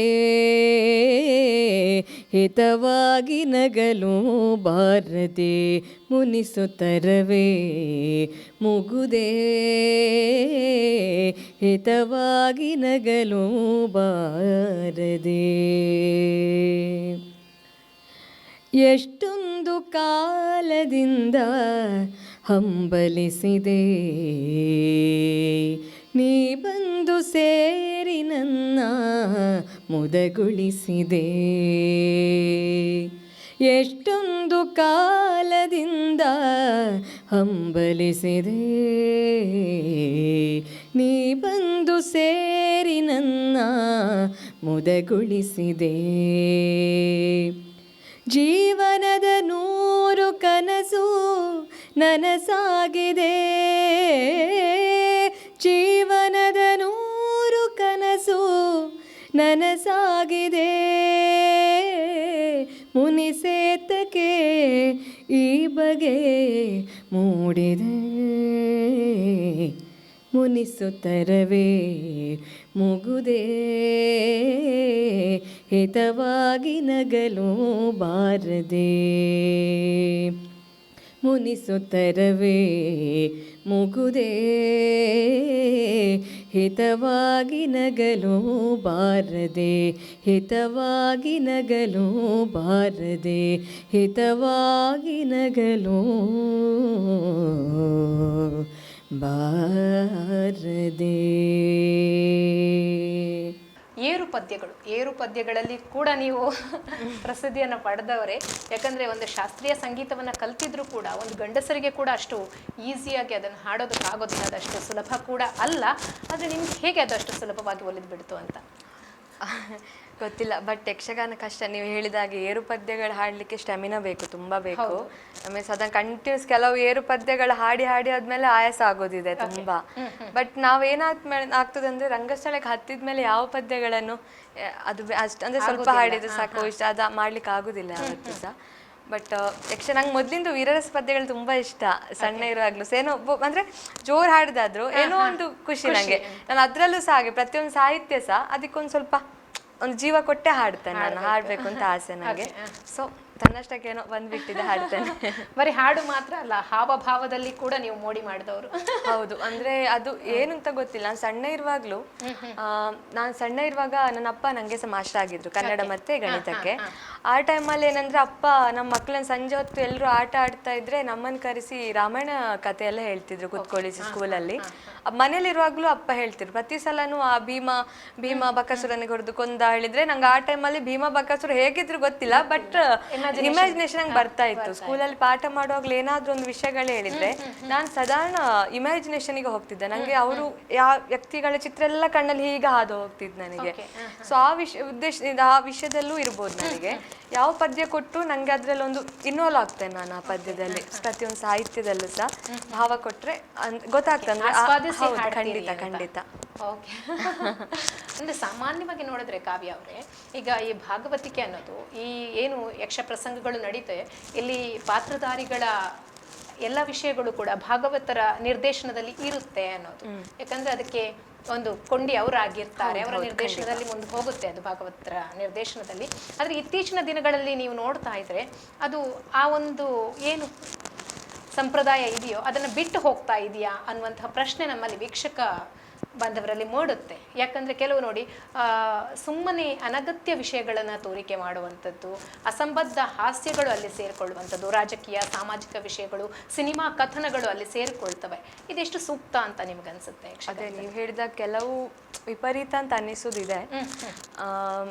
ಹಾಗೆ ಅಂತ ನಾವು ಕೆಲವು ಗಾನಯುಗದಲ್ಲಿ ಕೆಲವು ಪದ್ಯಗಳನ್ನ ಹಾಡುವಾಗ ಸಹ ಕೆಲವು ಹಾಡಿದ್ದೇವೆ. ಹೇಳಿದಾಗ ಭಾವಗೀತೆ ಹಾಡುವಾಗಲೂ ಅದೆಲ್ಲ ಬೇಕಾ ಅಂತ. ಅಂದ್ರೆ ನಾವು ಗಾನವಿಭಾವ ಅಂತ ತಗೊಂಡ್ಮೇಲೆ ಯಕ್ಷಗಾನ ಅಂತಲ್ಲ, ಗಾನವೈವಿಧ್ಯ ಅಂತ ಕೊಟ್ಮೇಲೆ ಅದ್ರಲ್ಲಿ ಸ್ವಲ್ಪ ನಮಗೆ ಸ್ವಾತಂತ್ರ್ಯ ಇರ್ತದೆ. ಹಾಗೆಂತ ಯಕ್ಷಗಾನಕ್ಕೆ ಕೂತ್ ಮೇಲೆ ಅಲ್ಲಿ ಮುನಿಸುತ್ತರವೇ ಆಗ್ಲಿ ಇದನ್ನು ಹಾಡ್ಲಿಕ್ಕೆ ಆಗುದಿಲ್ಲ ನಮ್ಗೆ. ನಿಮ್ಮ ಹಾಗೆ ಅದೆಷ್ಟೋ ಮಹಿಳೆಯರು ಕೂಡ ಈ ಕ್ಷೇತ್ರಕ್ಕೆ ಬರಬೇಕು ಅನ್ನುವ ಆಸೆಯನ್ನ ತೋಡ್ಕೊಂಡಿರಬಹುದು. ಕೆಲವರು ಕಲ್ತಿರ್ಬೋದು, ಕೆಲವು ಅರ್ಧಂಬರ್ಧ ಕಲ್ತು ನಮಗೆ ಕಷ್ಟ ಅಂತ ಕೈ ಚೆಲ್ಲಿರ್ಬಹುದು, ಅಥವಾ ಕೆಲವರಿಗೆ ಆ ಪ್ರತಿಭೆ ಇದ್ರೂ ಕೂಡ ಮುಂದೆ ಬರೋದಕ್ಕೆ ಮನೆಯವರ ಸಪೋರ್ಟ್ ಇಲ್ಲದೆ ಇರಬಹುದು. ಇಂಥ ಪ್ರತಿಭೆಗಳಿಗೆ ಯಾವ ರೀತಿ ಅವಕಾಶ ಯಕ್ಷರಂಗದಲ್ಲಿ ಇದೆ ಅಂತ ನೀವು ಹೇಳ್ತೀರಾ? ನಾನು ಸತ್ಯ ಹೇಳಬೇಕು ಅಂದರೆ ಮಹಿಳೆಯರಿಗೆ ತುಂಬ ಆಪರ್ಚುನಿಟಿ ಇದೆ ಈಗ, ಮೊದಲಿನ ಹಾಗಿಲ್ಲ, ಕಷ್ಟ ಇಲ್ಲ. ಬಟ್ ನೀವು ಎಲ್ರಿಗೆ ಒಂದು ನಾನು ಹೇಳುವುದೇನೆಂದರೆ, ನಾವು ಮಹಿಳೆಯರು ಅದಕ್ಕೆ ಬಂದರೆ ಏನು ಸಪೋರ್ಟ್ ಇದೆಯಾ ಅಂತ ಆ ಒಂದು ಹೆಸಿಟೇಷನ್ ಬೇಡ ಒಂದು. ಆಮೇಲೆ ಏನಂದರೆ ಕಲಿಯುವಾಗ ಒಂದೇ ಒಂದು ನಾನು ಕಿವಿ ಮಾತು ಹೇಳೋದಂದರೆ, ಕಲಿಯೋದು ಕಂಪ್ಲೀಟ್ ಕಲೀರಿ, ಆಮೇಲೆ ರಂಗಸ್ಥಳಕ್ಕೆ ಬನ್ನಿ ಅಂತ. ಒಂದು 2 ಪದ್ಯ ಕಲ್ತ ಮೇಲೆ ಸೀದಾ ಬಂದು ಹಾಡುದು ಅಂದ್ರೆ ಆತರ ಜನರು ಹೇಗಿದ್ದಾರೆ ಅಂದ್ರೆ, ಈಗ ಒಂದು ಪದ್ಯ ಟಾಪ್ ಆದ ಕೂಡಲೇ ಸಹ ಕೆಲವರು ಏನ್ ಮಾಡ್ತಾರೆ ಅಂದ್ರೆ ಭಯಂಕರ ಹಾಡ್ತಾಳೆ ಅಂತ. ನೆಕ್ಸ್ಟ್ ಅವ್ರೊಂದು ಪ್ರೋಗ್ರಾಮ್ ಆತರ ಇಲ್ಲ ಅಂದ್ರೆ ಅದ್ರಲ್ಲೂ ಜಡ್ಜ್ಮೆಂಟ್ ಮಾಡ್ತಾರೆ, ಒಂದೇ ಪದ್ಯ ಮತ್ತೆ ಬೇರೆ ಇಲ್ಲ ಅಂತ. ಆತರ ಆಗ್ಬಾರ್ದು. ನಾನು ಹೇಳಿದ್ರೆ ಯಾವ್ದಾದ್ರು ಪರ್ಫೆಕ್ಟ್ ಇರ್ಲಿ ಅಂತ. ಸಾಹಿತ್ಯ ಶುದ್ಧತೆ ಬೇಕು, ತಾಳ ಲಯ ಅದು 3 ಗಟ್ಟಿ ಮಾಡ್ಕೊಂಡ್ರೆ ಪರ್ಫೆಕ್ಟ್ ಆಗುತ್ತದೆ ಅಂತ ನಾನು ಹೇಳಲಿಕ್ಕೆ ಇಷ್ಟಪಡ್ತೇನೆ. ಹಾಗೆ ಹೇಳ್ತೀರಾ? ಯಾಕಂದ್ರೆ ನಾನು ಈಗ ನೋಡಿ, ಪಾಶ್ಚಿಮಾತ್ಯ ಸಂಸ್ಕೃತಿ ನಮ್ಮನ್ನು ಎಷ್ಟು ಆವರಿಸಿಕೊಂಡಿದೆ ಅಂತ ಹೇಳಿದ್ರೆ ಅದನ್ನು ಹೇಳೋದಕ್ಕೆ ಸಾಧ್ಯ ಇಲ್ಲ. ಕೆಲವ್ರಿಗೆ ಹೇಗೆ ಅನಿಸ್ಬಿಟ್ಟಿದೆ ಅಂತಂದ್ರೆ, ಈ ಕುಸ್ತಿಗಳು, ಈ ಫಿಲ್ಮ್ ಸಾಂಗ್ಗಳು ಅದರಿಂದ ಮಾತ್ರ ನಮಗೆ ಭವಿಷ್ಯ ಇದೆ, ಅಲ್ಲಿಂದ ದೊಡ್ಡ ದೊಡ್ಡ ಸ್ಟೇಜ್ಗಳಿಗೆ ಹೋಗೋದಕ್ಕೆ ಸಾಧ್ಯ ಅನ್ನುವಂತಹ ಒಂದು ಮೆಂಟಾಲಿಟಿ ಬಂದುಬಿಟ್ಟಿದೆ. ಆದ್ರೆ ನಿಮ್ಗೆ ಹಾಗಲ್ಲ, ವಿಶ್ವಮಟ್ಟದಲ್ಲಿ ಕೂಡ ನಿಮ್ಗೆ ಬೇಡಿಕೆಗಳಿವೆ, ಅಭಿಮಾನಿ ವರ್ಗ ಇದೆ. ಹಾಗಾಗಿ ನಾನು ಹೇಳ್ತಾ ಇರೋದು, ನಮ್ಮ ಕಲೆಗೆ ಕೂಡ ಅಂತಹದ್ದೇ ಬೆಲೆ ಇದೆ. ಹೌದು, ಖಂಡಿತ ಇದೆ, ಮಾಡ್ಕೊಳ್ಬೇಕು. ಹೌದು, ನಾವಂದ್ರೆ ಯಾವುದೇ ಒಂದು ಕಲೆಗೆ ಸಹ ಅದ್ರದ್ದೇ ಆದ ವ್ಯಾಲ್ಯೂ ಇದೆ ಖಂಡಿತ. ಯಾಕಂದ್ರೆ ಕಾಂಪಿಟಿಷನ್ ಉಂಟು, ಎಲ್ಲ ವಿಷಯದಲ್ಲಿ ಕಾಂಪಿಟಿಷನ್ ಉಂಟು. ಬಟ್ ನಾವೇನಂದ್ರೆ ನಾವು ಕಲ್ತದ್ ನಮ್ಗೋಸ್ಕರ ನಾವು ಹಾಡುದು ಅಂತ ಅಥವಾ ನಮ್ಮ ಖುಷಿಗೆ ಹಾಡುದು ಅಂತ ಆದ್ರೆ ಕಾಂಪಿಟಿಷನ್ ಇದ್ರೂ ಸಹ ನಾವು ಮೇಲೆ ಬರ್ಲಿಕ್ಕೆ ಆಗ್ತದೆ, ಏನ್ ತೊಂದ್ರೆ ಇಲ್ಲ. ಅವಕಾಶಗಳು ಸಿಗ್ಬೇಕು ಮೇನ್ ಅಂದ್ರೆ, ಈಗ ಅವಕಾಶಗಳು ಸಿಕ್ಕಿದ್ರೆ ಪಾಸ್ ಆಗ್ತದೆ. ನಮ್ಮಲ್ಲೂ ಕೂಡ ಪಕ್ವತೆ ಬೇಕು. ಹೌದು ಅಂದ್ರೆ ನಾವು ಅದ್ರಲ್ಲಿ ಪರಿಪೂರ್ಣರಾದ್ರೆ ಯಾರು ಅವಕಾಶ ಕೊಡ್ತಾರೆ. ನಾವೀಗ ನಮ್ಮ ಸ್ವಂತ ಪ್ರತಿಭೆ ಇದ್ರೆ ಖಂಡಿತ, ಯಾಕಂದ್ರೆ ಯಾರ್ದೋ ಅವ್ರಿಗೆ ಇವರ ಪ್ರೋಗ್ರಾಮ್ ಮಾತ್ರ ಅವರಿಗೆ ಸಿಗುದು, ಅವರ ಪ್ರೋಗ್ರಾಮ್ ಇವರಿಗೆ ಸಿಗುದು ಅಂತ. ನಿಮ್ಮಲ್ಲಿ ಪ್ರತಿಭೆ ಉಂಟು ಅಂತ ಆದ್ರೆ ಎಲ್ಲೂ ಸಿಗ್ಲಿ, ನಾನು ಹೇಳುದು ನನ್ನ ಪ್ರತಿಭೆ ಗುರುತಿಸಿ ಯಾರಾದ್ರೂ ಪ್ರೋಗ್ರಾಮ್ ಕರೀತಾರೆ ಖಂಡಿತ ಬರ್ತೇನೆ ನಾನು ಅಂತ. ಆತರ. ಎಷ್ಟು ವೇದಿಕೆಗಳನ್ನ ಹಂಚ್ಕೊಂಡಿದ್ದೀರಿ? ನಾನೊಂದು 1,500 ಜಾಸ್ತಿ ಆಯ್ತು, 2,000 ಹತ್ರ. ಎಷ್ಟು ದೇಶಗಳು ಸುತ್ತಿದ್ರಿ? ನಾನು ದುಬೈಗೆ ಹೋಗಿದ್ದೆ, ದೂರ ಅಂದ್ರೆ ದುಬೈಗೆ ಹೋಗಿದ್ದೆ, ಮತ್ತೆ ಬಾಂಬೆ ಹೋಗ್ತೇನೆ, ಚೆನ್ನೈ ಹೋಗಿದ್ದೆ, ಬ್ಯಾಂಗ್ಳೂರ್ ಹೋಗಿದ್ದೆ, ಸಾಧಾರಣ ಉತ್ತರ ಪ್ರದೇಶಕ್ಕೆ ಹೋಗಿದ್ದೆ ಒಂದು ಟೈಮಲ್ಲಿ. ಅದು ತುಂಬಾ ಮೆಮೊರೇಬಲ್ ನಂಗೆ, ಯಾಕಂದ್ರೆ ಲ್ಯಾಬ್ ಎಕ್ಸಾಮ್ ಇತ್ತು ನನಗೆ BSc ದು. ಪಾಪ ನನ್ನ ಸರ್ ಏನ್ ಮಾಡಿದ್ರು, ನೀನು ಹೋಗಿ ಬಾಮ್ಮ, ನಾನು 1 ವಾರ ಬಿಟ್ಟು ಇಡ್ತೇನೆ ಪಾಪ ಅಂದ್ರೆ ಎಕ್ಸಾಮ್. ಹಾಗೆ ನಂಗೆ ಅವಕಾಶ ಸಿಕ್ಕಿತ್ತು ಅಲ್ಲಿ ಹೋಗ್ಲಿಕ್ಕೆ. ತುಂಬಾ ಒಳ್ಳೆ ಕಾರ್ಯಕ್ರಮ. ಅಲ್ಲಿ ಸಹ ಜನ ಒಳ್ಳೆ ಇತ್ತು. ಅಲ್ಲಿಯ ಜನಗಳಿಗೆ ಒಂದು ಹಿಂದಿಯಲ್ಲೇ ಮಾಡಿದ್ವಿ ಯಕ್ಷಗಾನ ಅಲ್ಲಿ. ಹೌದು, ಹಿಂದಿಯಲ್ಲಿ. ಸೊ ಅಂದ್ರೆ ಅಲ್ಲಿಯ ಜನಗಳಿಗೆ ಅರ್ಥ ಆಗ್ಬೇಕು ಅಂತ ಒಳ್ಳೆ ಪ್ರೋಗ್ರಾಮ್, ಒಳ್ಳೆ ಮೆಮೊರೇಬಲ್ ನನಗೆಲ್ಲ ಸಹ. ಕಾಲೇಜ್ ಡೇಸ್ ಎಲ್ಲ ನಿಮ್ಗೆ ಹೇಗೆ? ನಿಮ್ಮ ಅಧ್ಯಾಪಕರಾಗ್ಲಿ ಅಥವಾ ನಿಮ್ಮ ಫ್ರೆಂಡ್ಸ್ಗಳು ಆ ಟೈಮಲ್ಲಿ ನೀವೊಬ್ರು ಸೆಲೆಬ್ರಿಟಿ ತರ ಆ ಟೈಮಲ್ಲಿ? ಇಲ್ಲ, ತುಂಬಾ ಸಪೋರ್ಟಿವ್. ಎಲ್ಲರೂ ಹೇಳ್ತಿದ್ರು, ನಾನಂದ್ರೆ ಕಾವೇಶ್ ನೀವು ಅಷ್ಟು ಎಲ್ಲ ಎಲ್ಲಿ ಹೋದ್ರು, B.Ed ಹೋದ್ರು ನಂಗೆ ಅಲ್ಲಿ ಪರಿಚಯ ಎಲ್ಲ ಬೇರೆ ಬೇರೆ. ಅಲ್ಲಿ ಅವ್ರು ಹೇಳ್ತಿದ್ರು, ನೀವು ಕಾವೇಶ್ರೀ ಅವರೆಲ್ಲ ಎಷ್ಟು ಸಿಂಪಲ್ ಅಂತ. ಅಂದ್ರೆ ನಾನು ಯಾವಾಗ ಸೀರಿಯಸ್ ನೋಡ್ಲಿಕ್ಕೆ ಹಿಂಗ್ ಸೀರಿಯಸ್ ಇದ್ರು ನಾನು ತುಂಬಾ ಹತ್ರ ಆಗ್ತೇನೆ ಮಾತಾಡೋರ ಹತ್ರ ಸಹ, ಯಾಕಂದ್ರೆ ಅವ್ರ ಹತ್ರ ನಾವು ದೊಡ್ಡ ಸ್ಥಿತಿ ತೋರಿಸಿ ಏನಾಗ್ಲಿಕ್ಕೆ ಉಂಟಲ್ವಾ. ಹಾಗೆ ನಂದು ಹೈಸ್ಕೂಲಿಂದ ಸಹ ಹಾಗೆ ನನ್ನ ಎಲ್ಲ ನಾವು ಮಾತಾಜಿ ಶ್ರೀಮಾನ್ ಅಂತಲೇ ಕರಿತಿದ್ದು. ಗಂಗಾ ಮಾತಾಜಿ ಇದ್ರು, ಮತ್ತೆ ರಾಮಚಂದ್ ಸರ್ ಅಂತ ನನ್ನ ಶ್ರೀಮಾನ್ ಅವ್ರ ಹೆಡ್ ಮಾಸ್ಟರ್ ಆಗಿದ್ರು. ಎಲ್ಲ ಸಪೋರ್ಟಿವ್ ತುಂಬಾ. ನೀವು ಹೇಳಿದಾಗೆ ದೇಶಭಕ್ತಿ ಗೀತೆ ಅದನ್ನೆಲ್ಲ ನಾನು ಹಾಡ್ತಿದ್ದೆ, RSS ಸಾಂಗ್ ಎಲ್ಲ. ಅದು ಮೇನ್ ನಂಗೆ ಪ್ರೇರಣೆ ಆಗಿದ್ದೆ ಅಲ್ಲೇ, ಯಾಕಂದ್ರೆ ನಮ್ದು ಅದೇ ಕಲ್ಲಡ್ಕ ಅಂಡರ್ ಅಲ್ಲಿ ಬರ್ತಿದ್ದು ಶ್ರೀದೇವಿ ಪುಣಚ ಹೈಸ್ಕೂಲ್. ಸೊ ಅಲ್ಲಿ ನಮ್ಗೆ ಮಧ್ಯಾಹ್ನ ಆ ಕ್ಯಾಲೆಂಡರ್ ಎಲ್ಲ RSS ನ ಸಾಂಗ್ ಗಳಿತ್ತು. ಸೊ ನಮ್ಗೆ ಅದ್ ಕೊಡ್ತಿದ್ರು, ಅವರು ಒಂದು ಕ್ಯಾಸೆಟ್ ಕೊಟ್ಟು ಪ್ರಾಕ್ಟೀಸ್ ಮಾಡಿ ಅದನ್ನ ಹಾಡ್ಲಿಕ್ಕೆ. ಸೊ ನಮ್ಗೆ ಅಲ್ಲಿಂದ ನಂಗೆ ಆ ಸಾಂಗ್ ಗಳು ಪ್ರೇರಣೆ ಆದ್ದು ಹಾಡ್ಲಿಕ್ಕೆ.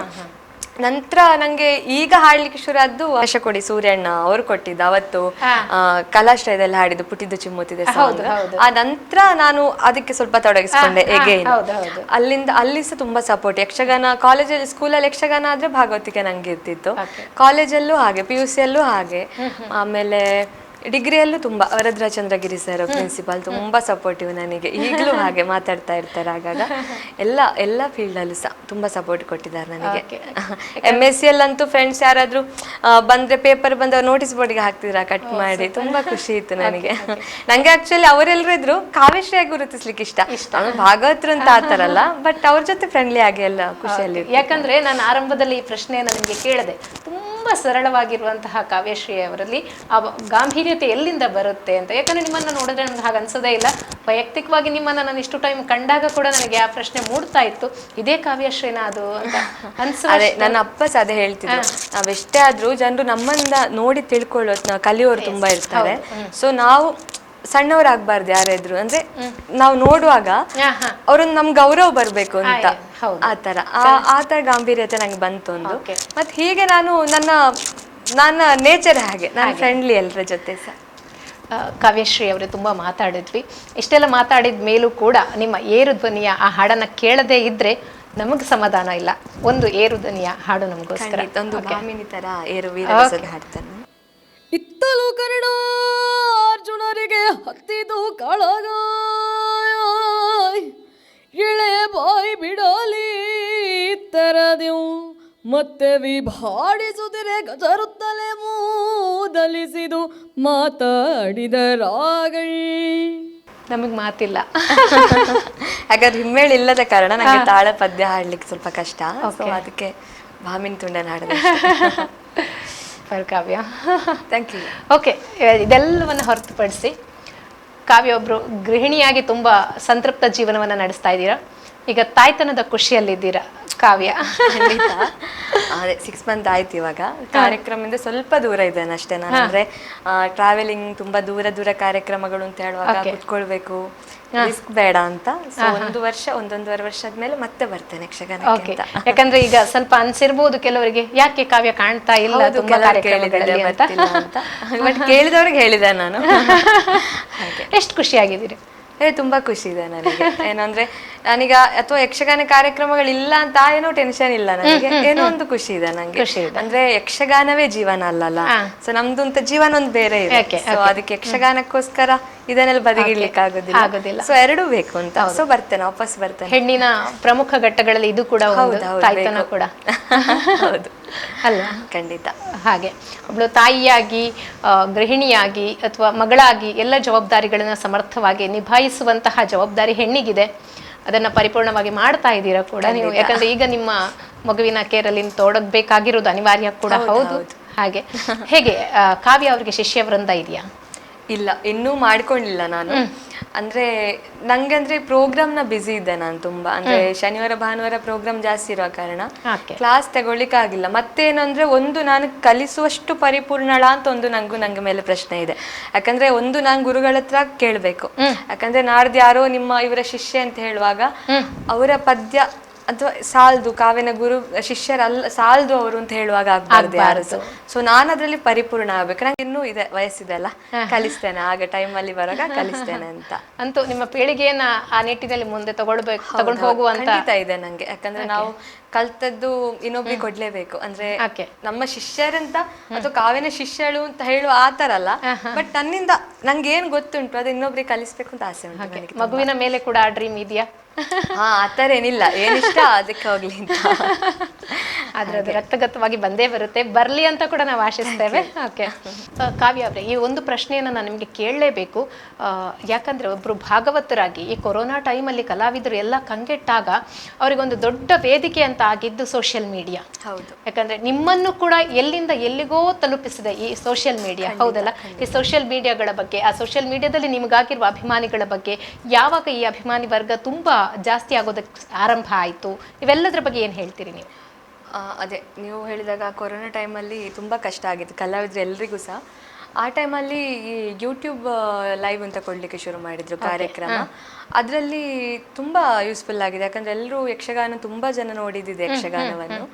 ಆಮೇಲೆ ನಾನು ಹೇಳಿದಾಗೆ ನನಗೆ ಮೀಡಿಯಾದಿಂದ ಒಂದು ಬೆನಿಫಿಟ್ ಆಗಿದ್ದಂದರೆ ಕೊರೋನಾ ಟೈಮಲ್ಲಿ ನಾನು ಅದೇ ಆ ದೇಶಭಕ್ತಿ ಗೀತೆಗಳನ್ನ ಹಾಡಿದ್ದು. ಯಾಕಂದರೆ ಯಕ್ಷಗಾನ ಹೊರತಾಗಿ ದೇಶಭಕ್ತಿ ಗೀತೆ ಹಾಡ್ತಾರೆ ಅವರು ಅಂತ ಆ ಥರ ಒಂದು ಜನರಿಗೆ ಗೊತ್ತಾಯಿತು. ಮತ್ತು ಆ ಟೈಮಲ್ಲಿ ಏನು ಮಾಡಿದೆ ಅಂದರೆ ನಾನು ಕೆಲವು ಹಾಡುಗಳಿಗೆ ರಾಗ ಸಂಯೋಜನೆ ಮಾಡ್ತಿದ್ದೆ. ನಾನು 1-2 ಪದ್ಯಕ್ಕೆ ಸಂಯೋಜನೆ ಮಾಡಿದ್ದೆ ನಾನು. ಸೊ ಅದೆಲ್ಲ ನನಗೆ ತುಂಬ ಬೆನಿಫಿಟ್ ಆಯಿತು. ಅದರಿಂದ ಜನರು ಏನು ಮಾಡಿದ್ರು, ನಾನು ಕಮೆಂಟ್ಸ್ ನೋಡ್ತೇನೆ, ಜನರು ಏನು ನಮಗೆ ಹೇಳ್ತಾರೆ ಅಂತ, ಒಳ್ಳೇದು ಕೆಟ್ಟದ್ದು ಎರಡೂ ತಗೊಳ್ಬೇಕು. ಹೌದು ಹೌದು. ಸೊ ಅದನ್ನು ನೋಡುವಾಗ ಕೆಲವರು ಅಂದ್ರೆ ನೀವು ಇಂಥದ್ದೇ ಹಾಡಿ ಮ್ಯಾಮ್ ಅಂತ ತುಂಬಾ ಜನ ಪ್ರೇರೇಪಣೆ ಮಾಡಿದ್ದಿದೆ. ಯಾಕಂದ್ರೆ ನಂಗೊಂದು ನಾನು ಯಕ್ಷಗಾನ ಹೊರತಾಗಿ ಹಾಡಿದ್ ನಾನು ಅದ್ರ ತನ ಹಾಡ್ತಿದ್ದಕ್ಕೆ ಯಕ್ಷಗಾನ ಒಂದು ಟಚ್ ಕೊಡೋದಿಲ್ಲ ನಾನು ಅದಕ್ಕೆ. ಸೊ ಅದನ್ನು ಹಾಡ್ಬೋದು ಅಂತ ಜನರು ಅಭಿಪ್ರಾಯ ಪಟ್ರು ತುಂಬಾ. ಸೊ ಅದು ಎಲ್ಲ ವಿಷಯದಲ್ಲೂ ನಂಗೆ ಒಂದ್ ಸ್ವಲ್ಪ ಜನರ ಪ್ರೋತ್ಸಾಹ ಜಾಸ್ತಿ ಆಯ್ತು, ಜನರಿಗೆ ಹತ್ರ ಆಗೋದಕ್ಕೆ ಆರಂಭ ಆದ್ರಿ. ಖಂಡಿತ. ಸೋಷಿಯಲ್ ಮೀಡಿಯಾ ನಿಮ್ಗೆ ತುಂಬಾ ಆ ಟೈಮಲ್ಲಿ ಹೆಚ್ಚಿನವ್ರು ಕಲಾವಿದರಿಗೆಲ್ಲರಿಗೂ ಕಷ್ಟ ಆಗಿದೆ. ನಮಗೂ ಪ್ರೋಗ್ರಾಮ್ ಇರ್ಲಿಲ್ಲ, ಬಟ್ ಕೆಲವು ಇದ್ದ ಕಾರ್ಯಕ್ರಮಗಳು ಆ ಯೂಟ್ಯೂಬ್ ಲೈವ್ ಅಂತ ಹೇಳಿ ಎಲ್ಲ ಒಂದು ಅವಕಾಶ ಸಿಕ್ಕಿದ್ದು ನಂಗೆ. ಮೇನ್ ಆಗಿ ಜನರ ಪ್ರೋತ್ಸಾಹ ಸಿಕ್ಕಿದ್ದು ನನ್ನ ರಂಗಬಂಧನೆ ಹಾಡಿಂದ. ಹೌದು, ಅದು ಆಕ್ಚುಲಿ ಕೃಷ್ಣನ ಕೃಪೆ ಅಂತ ಹೇಳ್ಬೋದು. ಯಾಕಂದ್ರೆ ಖಂಡಿತ ಆ ಪದ್ಯ ನಾವು ಮೊದಲಿಂದ ಪ್ರಾಕ್ಟೀಸ್ ಮಾಡಿದ್ದು ಅಲ್ಲ, ವಾಸುದೇವರಂಗ್ ಭಟ್ ಅವರು ಸ್ಟೇಜಲ್ಲಿ ಕೊಟ್ಟ ಕಾರ್ಯಕ್ರಮ, ಇದು ಪದ್ಯ ಕೊಟ್ಟಿದ್ದವರು. ಅದು ಏನೋ ಒಂದು ಅದು ಕೃಷ್ಣನಿಗೆ ಇಷ್ಟ ಆಯ್ತು ಏನೋ ಗೊತ್ತಿಲ್ಲ, ನಮಗೆ ಅದು ಆ ತರ ಅದು ಪ್ರಚಾರ ಸಿಗ್ತದೆ ಅಂತ ಸಹ ನಂಗೆ ಸ್ಟೇಜಲ್ಲೂ ಗೊತ್ತಿಲ್ಲ. ಬಟ್ ಆ ವಿಡಿಯೋ ಏಕೆ ಭಾಗವತರು ವಿಡಿಯೋ ಮಾಡಿ ಹಾಕಿದ್ದನು, ಅದು ಏನೋ ಕೃಷ್ಣನಿಗೆ ಅಭಿಷೇಕ ಮಾಡುದು ಅದನ್ನೆಲ್ಲ ಒಂದು ಎಡಿಟ್ ಮಾಡಿ ಹಾಕಿದ್ದು. ತುಂಬಾ ಒಳ್ಳೆ ಇದು. ತುಂಬಾ ಜನ ಈಗ ಬಂದವರು ಹೇಳುದಿದೆ, ನಿಮ್ಮ ರಂಗಬಂಧನೆ ತುಂಬಾ ಚೆನ್ನಾಗಿದೆ, ರಂಗಬಂಧನೆ ಚೆನ್ನಾಗಿದೆ. ಸೊ ತುಂಬಾ ಖುಷಿ ಆಗ್ತದೆ. ಖಂಡಿತ ನೀವು ಈ ಮಾತನ್ನ ಹೇಳಿದ್ರಲ್ಲ ರಂಗಬಂಧನೆ ಅಂತ, ನಿಜವಾಗ್ಲೂ ಹೌದು. ನಾವು ಕೂಡ ಆ ಹಾಡನ್ನ ನಿಮ್ಮಿಂದ ಕೇಳಲೇಬೇಕು. ಯಾಕಂದ್ರೆ ನಿಮ್ಮ ಧ್ವನಿಯಲ್ಲಿ ಆ ರಂಗಬಂಧನೆ ಅನ್ನೋ ಹಾಡು ಕೇಳ್ತಾ ಇದ್ರೆ ರಂಗನೇ ನಮ್ಮ ಎದುರು ಕುಣಿದು ಬಿಡ್ತಾನೇನೋ ಅನ್ನುವಂತಹ ಭಾವ ನಮಗೂ ಬಂದು ಬಿಟ್ಟಿದೆ. ನಾವು ಅದನ್ನ ತುಂಬಾ ಸಲ ಕೇಳಿದೀವಿ. ಇವತ್ತು ಕೂಡ ನೀವು ನಮ್ಮ ವೀಕ್ಷಕ ಬಾಂಧವರಿಗಾಗಿ ಅದನ್ನ ಹಾಡ್ಲೇಬೇಕು ಅಂತ ನಾವು ಕೇಳ್ಕೊತಾ ಇದ್ದೀವಿ. ರಂಗ ಬಂಧನೆ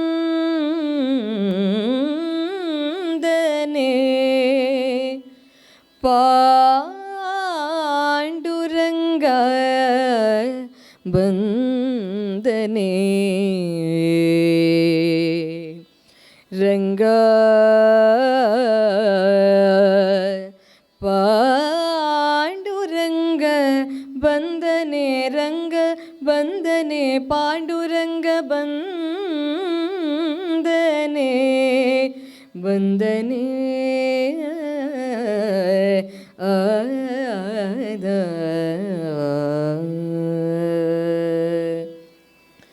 ರಂಗ ಬಂದನೆ ಪಾಂಡುರಂಗ ಬಂದನೆ ರಂಗ ಬಂದನೆ ಪಾಂಡುರಂಗಯ ಬಂದನೆ ಬಂದನೆ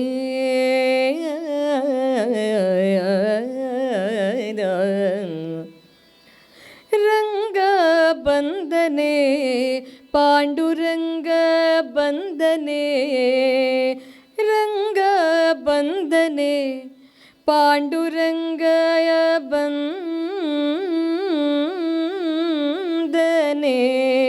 ಬಂದನೆ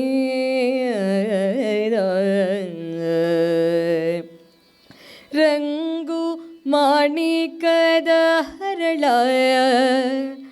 ಉಂಗುರದ ಕೈಯ ಬೆರಳ ರಂಗು ಮಾಣಿಕದ ಹರಳ ಉಂಗುರದ ಕೈಯ ಬೆರಳ ಸಿರಿಯ ಸುಲ್ಮುಡಿಯ ಸೌಂದರ್ಯ ಪುಷ್ಪಮಾಲೆಯ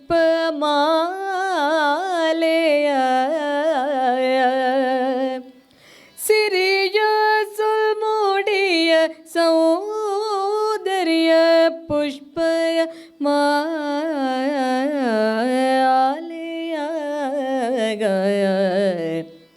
ಧರಿಸಿ ಕುಂಕುಮದ ಕಸ್ತೂರಿಯ ನಾಮ ಹಣೆಯೊಳಿಟ್ಟು ಹಣೆಯೊಳಿಟ್ಟು ಹಣೆಯೊಳಿಟ್ಟು ಬಂದನೆ ರಂಗ ರಂಗ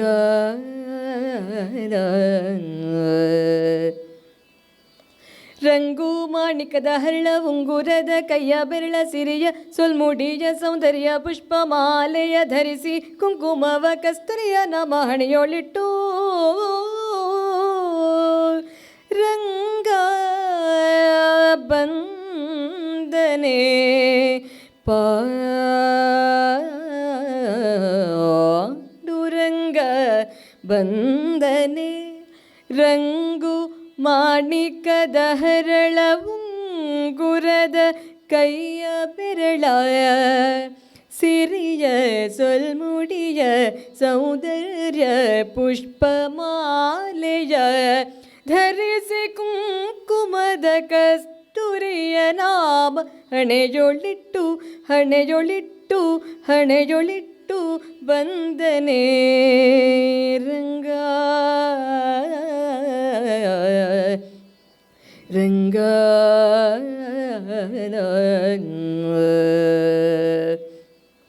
ರಂಗ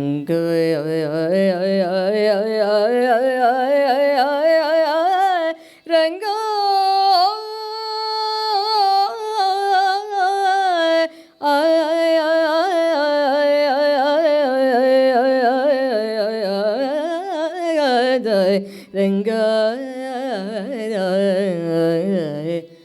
ರಂಗ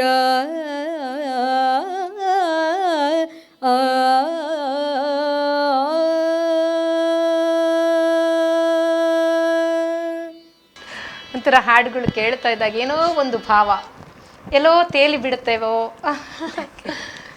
ಥ್ಯಾಂಕ್ ಯು ಕಾವ್ಯ, ತುಂಬ ಅದ್ಭುತವಾಗಿ ಹಾಡಿದ್ರಿ ನಿಜವಾಗ್ಲೂ. Thank you. ನಾವು ನಮ್ಮನ್ನೇ ಒಂದ್ಸಲ ಕಳೆದ್ಬಿಟ್ವಿ, ನಾವು ಕಳ್ಕೊಂಡ್ಬಿಟ್ವಿ ನಮ್ಮನ್ನೇ ಅಂತ ಅನ್ಸುತ್ತೆ. ಕಾವ್ಯ, ಕೊನೆಯದಾಗಿ ಕೊನೆಯ ಘಟ್ಟಕ್ಕೆ ಬಂದು ನಿಂತಿದ್ದೇವೆ ನಾವು. ಒಟ್ಟಾರೆಯಾಗಿ ಈಗ ಒಂದು ಈ ಮಹಿಳಾ ದಿನಾಚರಣೆಯ ಈ ಶುಭ ಸಂದರ್ಭದಲ್ಲಿ ನಿಮ್ಮ ಜೊತೆ ಇಷ್ಟ ಮಾತನಾಡಿದ್ವಿ ನಾವು. ಕೊನೆಯದಾಗಿ ನಮ್ಮ ಮಹಿಳೆಯರಿಗೆ ನೀವು ಏನು ಸಂದೇಶವನ್ನು ಕೊಡೋದಕ್ಕೆ ಇಷ್ಟಪಡ್ತೀರಾ? ಅದೇ, ಮಹಿಳೆ ಅಬಲೆ ಎಲ್ಲ ಸಬಲೆ ಅಂತ ಹೇಳ್ತಾರಲ್ಲ. ಸೊ ಈ ವಿಶ್ವ ಮಹಿಳಾ ದಿನಾಚರಣೆ ಈ ಸಂದರ್ಭದಲ್ಲಿ ಎಲ್ಲ ಮಹಿಳೆಯರಿಗೂ ನಾನು ಹೇಳೋದೇನೆಂದರೆ, ಅಥವಾ ನಾನೊಂದು ಈ ಕಲೆಯಲ್ಲಿ ತೊಡಗಿಸಿಕೊಂಡಿರುವ ಕಾರಣ ನಿಮ್ಗೆ ಏನು ಇಂಟ್ರೆಸ್ಟ್ ಉಂಟು ಅದಕ್ಕೆ ತೊಡಗಿಸ್ಕೊಳ್ಳಿ ಅಂತ. ಈ ಮನೆ ಕೆಲಸ ಇದು ಅದರಲ್ಲಿ ಮಾತ್ರ ಇನ್ವಾಲ್ವ್ ಆಗದೆ ಹೊರಗೆ ಬೇರೆ ಒಂದು ಚಟುವಟಿಕೆ ಅಂತ ಇಟ್ಕೊಂಡ್ರೆ ನಮ್ಮ ಮೈಂಡ್ ಫ್ರೆಶ್ ಆಗ್ತದೆ ಒಂದು. ಮತ್ತೆ ಅದರಲ್ಲಿ ನಾವು 4 ಜನರಿಗೆ ಗುರುತಿಸ್ಕೊಳ್ಬೇಕು ಅಂತಲ್ಲ, ನಮ್ಮ ನೆಮ್ಮದಿಗೆ ಆಗ್ತದೆ ಅಂತ. ಮತ್ತೆ ಯಾಕಂದ್ರೆ ಕೆಲವು ಮಹಿಳೆಯರಿಗಂದ್ರೆ ಮಕ್ಕಳು, ಮನೆ, ಅಡುಗೆ ಅದೇ ಆಗ್ತದೆ. ಅಂದ್ರೆ ಬೆಳಿಗ್ಗೆ ಎದ್ದ ಕೂಡಲೇ ಅಡುಗೆ ಅದೇ ಆಗುತ್ತಲ್ಲ. ಸೊ ಆ ಟೈಮಲ್ಲಿ ಏನಾಗ್ತದೆ, ಇಂಥ ಹಾಡೋದಿರ್ಬೋದು ಅಥವಾ ಬೇರೆ ಬೇರೆ ಸಣ್ಣ ಸಣ್ಣ ಎಕ್ಸ್ಟ್ರಾ ಕರಿಕ್ಯುಲರ್ ಹೇಳ್ತಾರಲ್ಲ, ಸೊ ಅದ್ರಲ್ಲಿ ತೊಡಗಿಸ್ಕೊಂಡ್ರೆ ತುಂಬಾ ಒಳ್ಳೇದು ಅಂತ ಹೇಳಿಕ್ಕೆ ಇಷ್ಟಪಡ್ತೀನಿ. ಯಾಕಂದ್ರೆ ಬೇರೆ ಬೇರೆ ಕ್ಷೇತ್ರಗಳ ಹಾಗೆ ಕಲೆ ಕೂಡ ಒಂದು ಸಾಧನೆಗೆ ಕ್ಷೇತ್ರವೇ. ಹೌದು, ಖಂಡಿತ. ಹಾಗೆ ಕಲೆ ನಮಗೊಬ್ಬ ಒಳ್ಳೆಯ ಗೆಳೆಯರು ಕೂಡ ಹೌದು. ಯಾಕಂದ್ರೆ ನಮ್ಮನ್ನ ಒಂಟಿತನ ಕಾಡೋದಿಲ್ಲ. ಯಾಕಂದ್ರೆ ಕೆಲವರಿಗೆ ಟೆನ್ಷನ್ ಅದೇ ಇರ್ತದೆ, ಆ ಟೆನ್ಷನ್ ಫ್ರೀ ಮಾಡ್ಕೊಳ್ಳಿಕ್ಕೆ ಇಂಥ ಎಲ್ಲ ಕೆಲವು ಚಟುವಟಿಕೆಗಳಿರ್ಲಿ ಅಥವಾ ಕಲೆ ಅದೆಲ್ಲ ತುಂಬಾ ಉಪಯೋಗ ಆಗ್ತದೆ. ಓಕೆ, ಕಾವ್ಯ ಅವರೇ, ಇಷ್ಟು ಹೊತ್ತು ನಿಮ್ಮ ಅಮೂಲ್ಯ ಕ್ಷಣಗಳನ್ನು ಅದ್ಭುತವಾಗಿ ನಮ್ಮ ಜೊತೆ ಕಳೆದಿದ್ದೀರಿ. ಹೆಣ್ಣನ್ನು ಪೂಜನೀಯ ಸ್ಥಾನದಲ್ಲಿ ದೇವತೆಯಾಗಿ ಕಂಡಂತಹ ಪುಣ್ಯ ನೆಲ ಭರತ ಭೂಮಿಯಲ್ಲಿ ಜನಿಸಿದವರು ನಾವು. ಅಷ್ಟೇ ಅಲ್ಲದೆ ಹೆಣ್ಣಿಗೆ ಮಾತೃ ಪ್ರಧಾನ ವ್ಯವಸ್ಥೆಯನ್ನು ನೀಡಿ ಅದ್ಭುತವಾದ ಸ್ಥಾನಮಾನವನ್ನು ಕೊಟ್ಟಂತಹ ತುಳುನಾಡಿನ ಪುಣ್ಯ ಮಣ್ಣಿನಲ್ಲಿ ಹುಟ್ಟಿರುವವರು ನಾವು. ಹಾಗಾಗಿ ಮಹಿಳಾ ದಿನಾಚರಣೆಯ ಈ ಸಂದರ್ಭದಲ್ಲಿ ನಾವು ಹೆತ್ತ ತಾಯಿ ಹಾಗೆ ಹೊತ್ತ ನೆಲಕ್ಕೆ ಶಿರಸ ನಮಿಸ್ತಾ ನಮ್ಮ ಮಣ್ಣಿನಲ್ಲಿ ಉದ್ಭವವಾದಂತಹ ಅತ್ಯಂತ ಶ್ರೇಷ್ಠ ಕಲೆ ಯಕ್ಷಗಾನ ರಂಗದಲ್ಲಿ ಭಾಗವತಿಕೆಯಲ್ಲಿ ಸಾಧನೆಯನ್ನ ಮಾಡ್ತಾ ಇರುವವರು ನೀವು. ನಿಮ್ಮ ಈ ಸಾಧನೆಯ ಹಾದಿ, ಯಾಕಂದ್ರೆ ನಿಮ್ಗೀಗ ಯುವ ಹರೆಯ, ಹಾಗಾಗಿ ನಿಮ್ಮ ಸಾಧನೆಯ ಹಾದಿ ಇನ್ನೂ ಸುದೀರ್ಘವಾಗಿದೆ. ಈ ನಿಟ್ಟಿನಲ್ಲಿ ನೀವು ಇನ್ನಷ್ಟು ಮೇರು ಸಾಧನೆಯನ್ನ ಮಾಡೋ ಹಾಗಾಗ್ಲಿ, ನಿಮ್ಮ ಸಾಧನೆ, ನಿಮ್ಮ ಕೀರ್ತಿ ದಶ ದಿಕ್ಕುಗಳಲ್ಲಿ ಪಸರಿಸಲಿ. ಆ ಯಕ್ಷಮಾತೆ, ಕಲಾಮಾತೆ ನಿಮ್ಮನ್ನು ಹರಸ್ಲಿ, ಹಾರೈಸಲಿ ಅಂತ ನಾವು ಸುದ್ದಿ ಕಡೆಯಿಂದ ನಿಮಗೆ ಆಶಿಸ್ತೀವಿ. ಇಷ್ಟು ಹೊತ್ತು ನಮ್ಮ ಜೊತೆ ಕಳೆದಿದ್ದಕ್ಕಾಗಿ ಧನ್ಯವಾದಗಳು. ಶುಭವಾಗಲಿ. ತುಂಬ ಧನ್ಯವಾದಗಳು. ತುಂಬ ಸಮಯಗಳ ನಂತರ ಈ ಒಂದು ಇಂಟರ್ವ್ಯೂ ಕಾರ್ಯಕ್ರಮಕ್ಕೆ ನನ್ನನ್ನು ಕರೆಸಿದ್ದೀರಿ ಸುದ್ದಿ ಚಾನೆಲ್. ಇವರಿಗೆ ತುಂಬ ಧನ್ಯವಾದ ನನಗೆ ಹೇಳಲಿಕ್ಕೆ ಇಷ್ಟಪಡ್ತೇನೆ. ಅದು ಸಹ ವಿಶ್ವ ಮಹಿಳಾ ದಿನಾಚರಣೆ ಈ ಸುಸಂದರ್ಭದಲ್ಲಿ ನನಗೆ ಇಲ್ಲೊಂದು ಇಂಟರ್ವ್ಯೂ ಕಾರ್ಯಕ್ರಮಕ್ಕೆ ಆಹ್ವಾನ ಕೊಟ್ಟಿದ್ದಕ್ಕೆ ತುಂಬ ಥ್ಯಾಂಕ್ಸ್. ಹಾಗೂ ನಿಮಗೂ ತುಂಬ ಥ್ಯಾಂಕ್ಸ್ ಹೇಮಕ್ಕ. ಹಾಗೆ ನನ್ನ ಇದುವರೆಗೆ ಎಲ್ಲ ಕಲಾಭಿಮಾನಿಗಳು ನಂಗೆ ತುಂಬ ಪ್ರೋತ್ಸಾಹ ಕೊಟ್ಟಿದ್ದೀರಿ.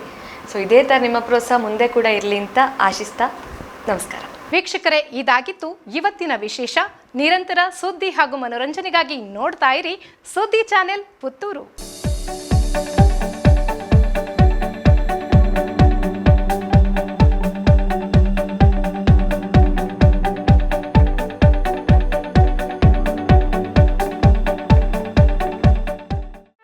ಸುದ್ದಿ ಚಾನಲ್, ಕ್ಷಣ ಕ್ಷಣದ ಸುದ್ದಿಗಾಗಿ.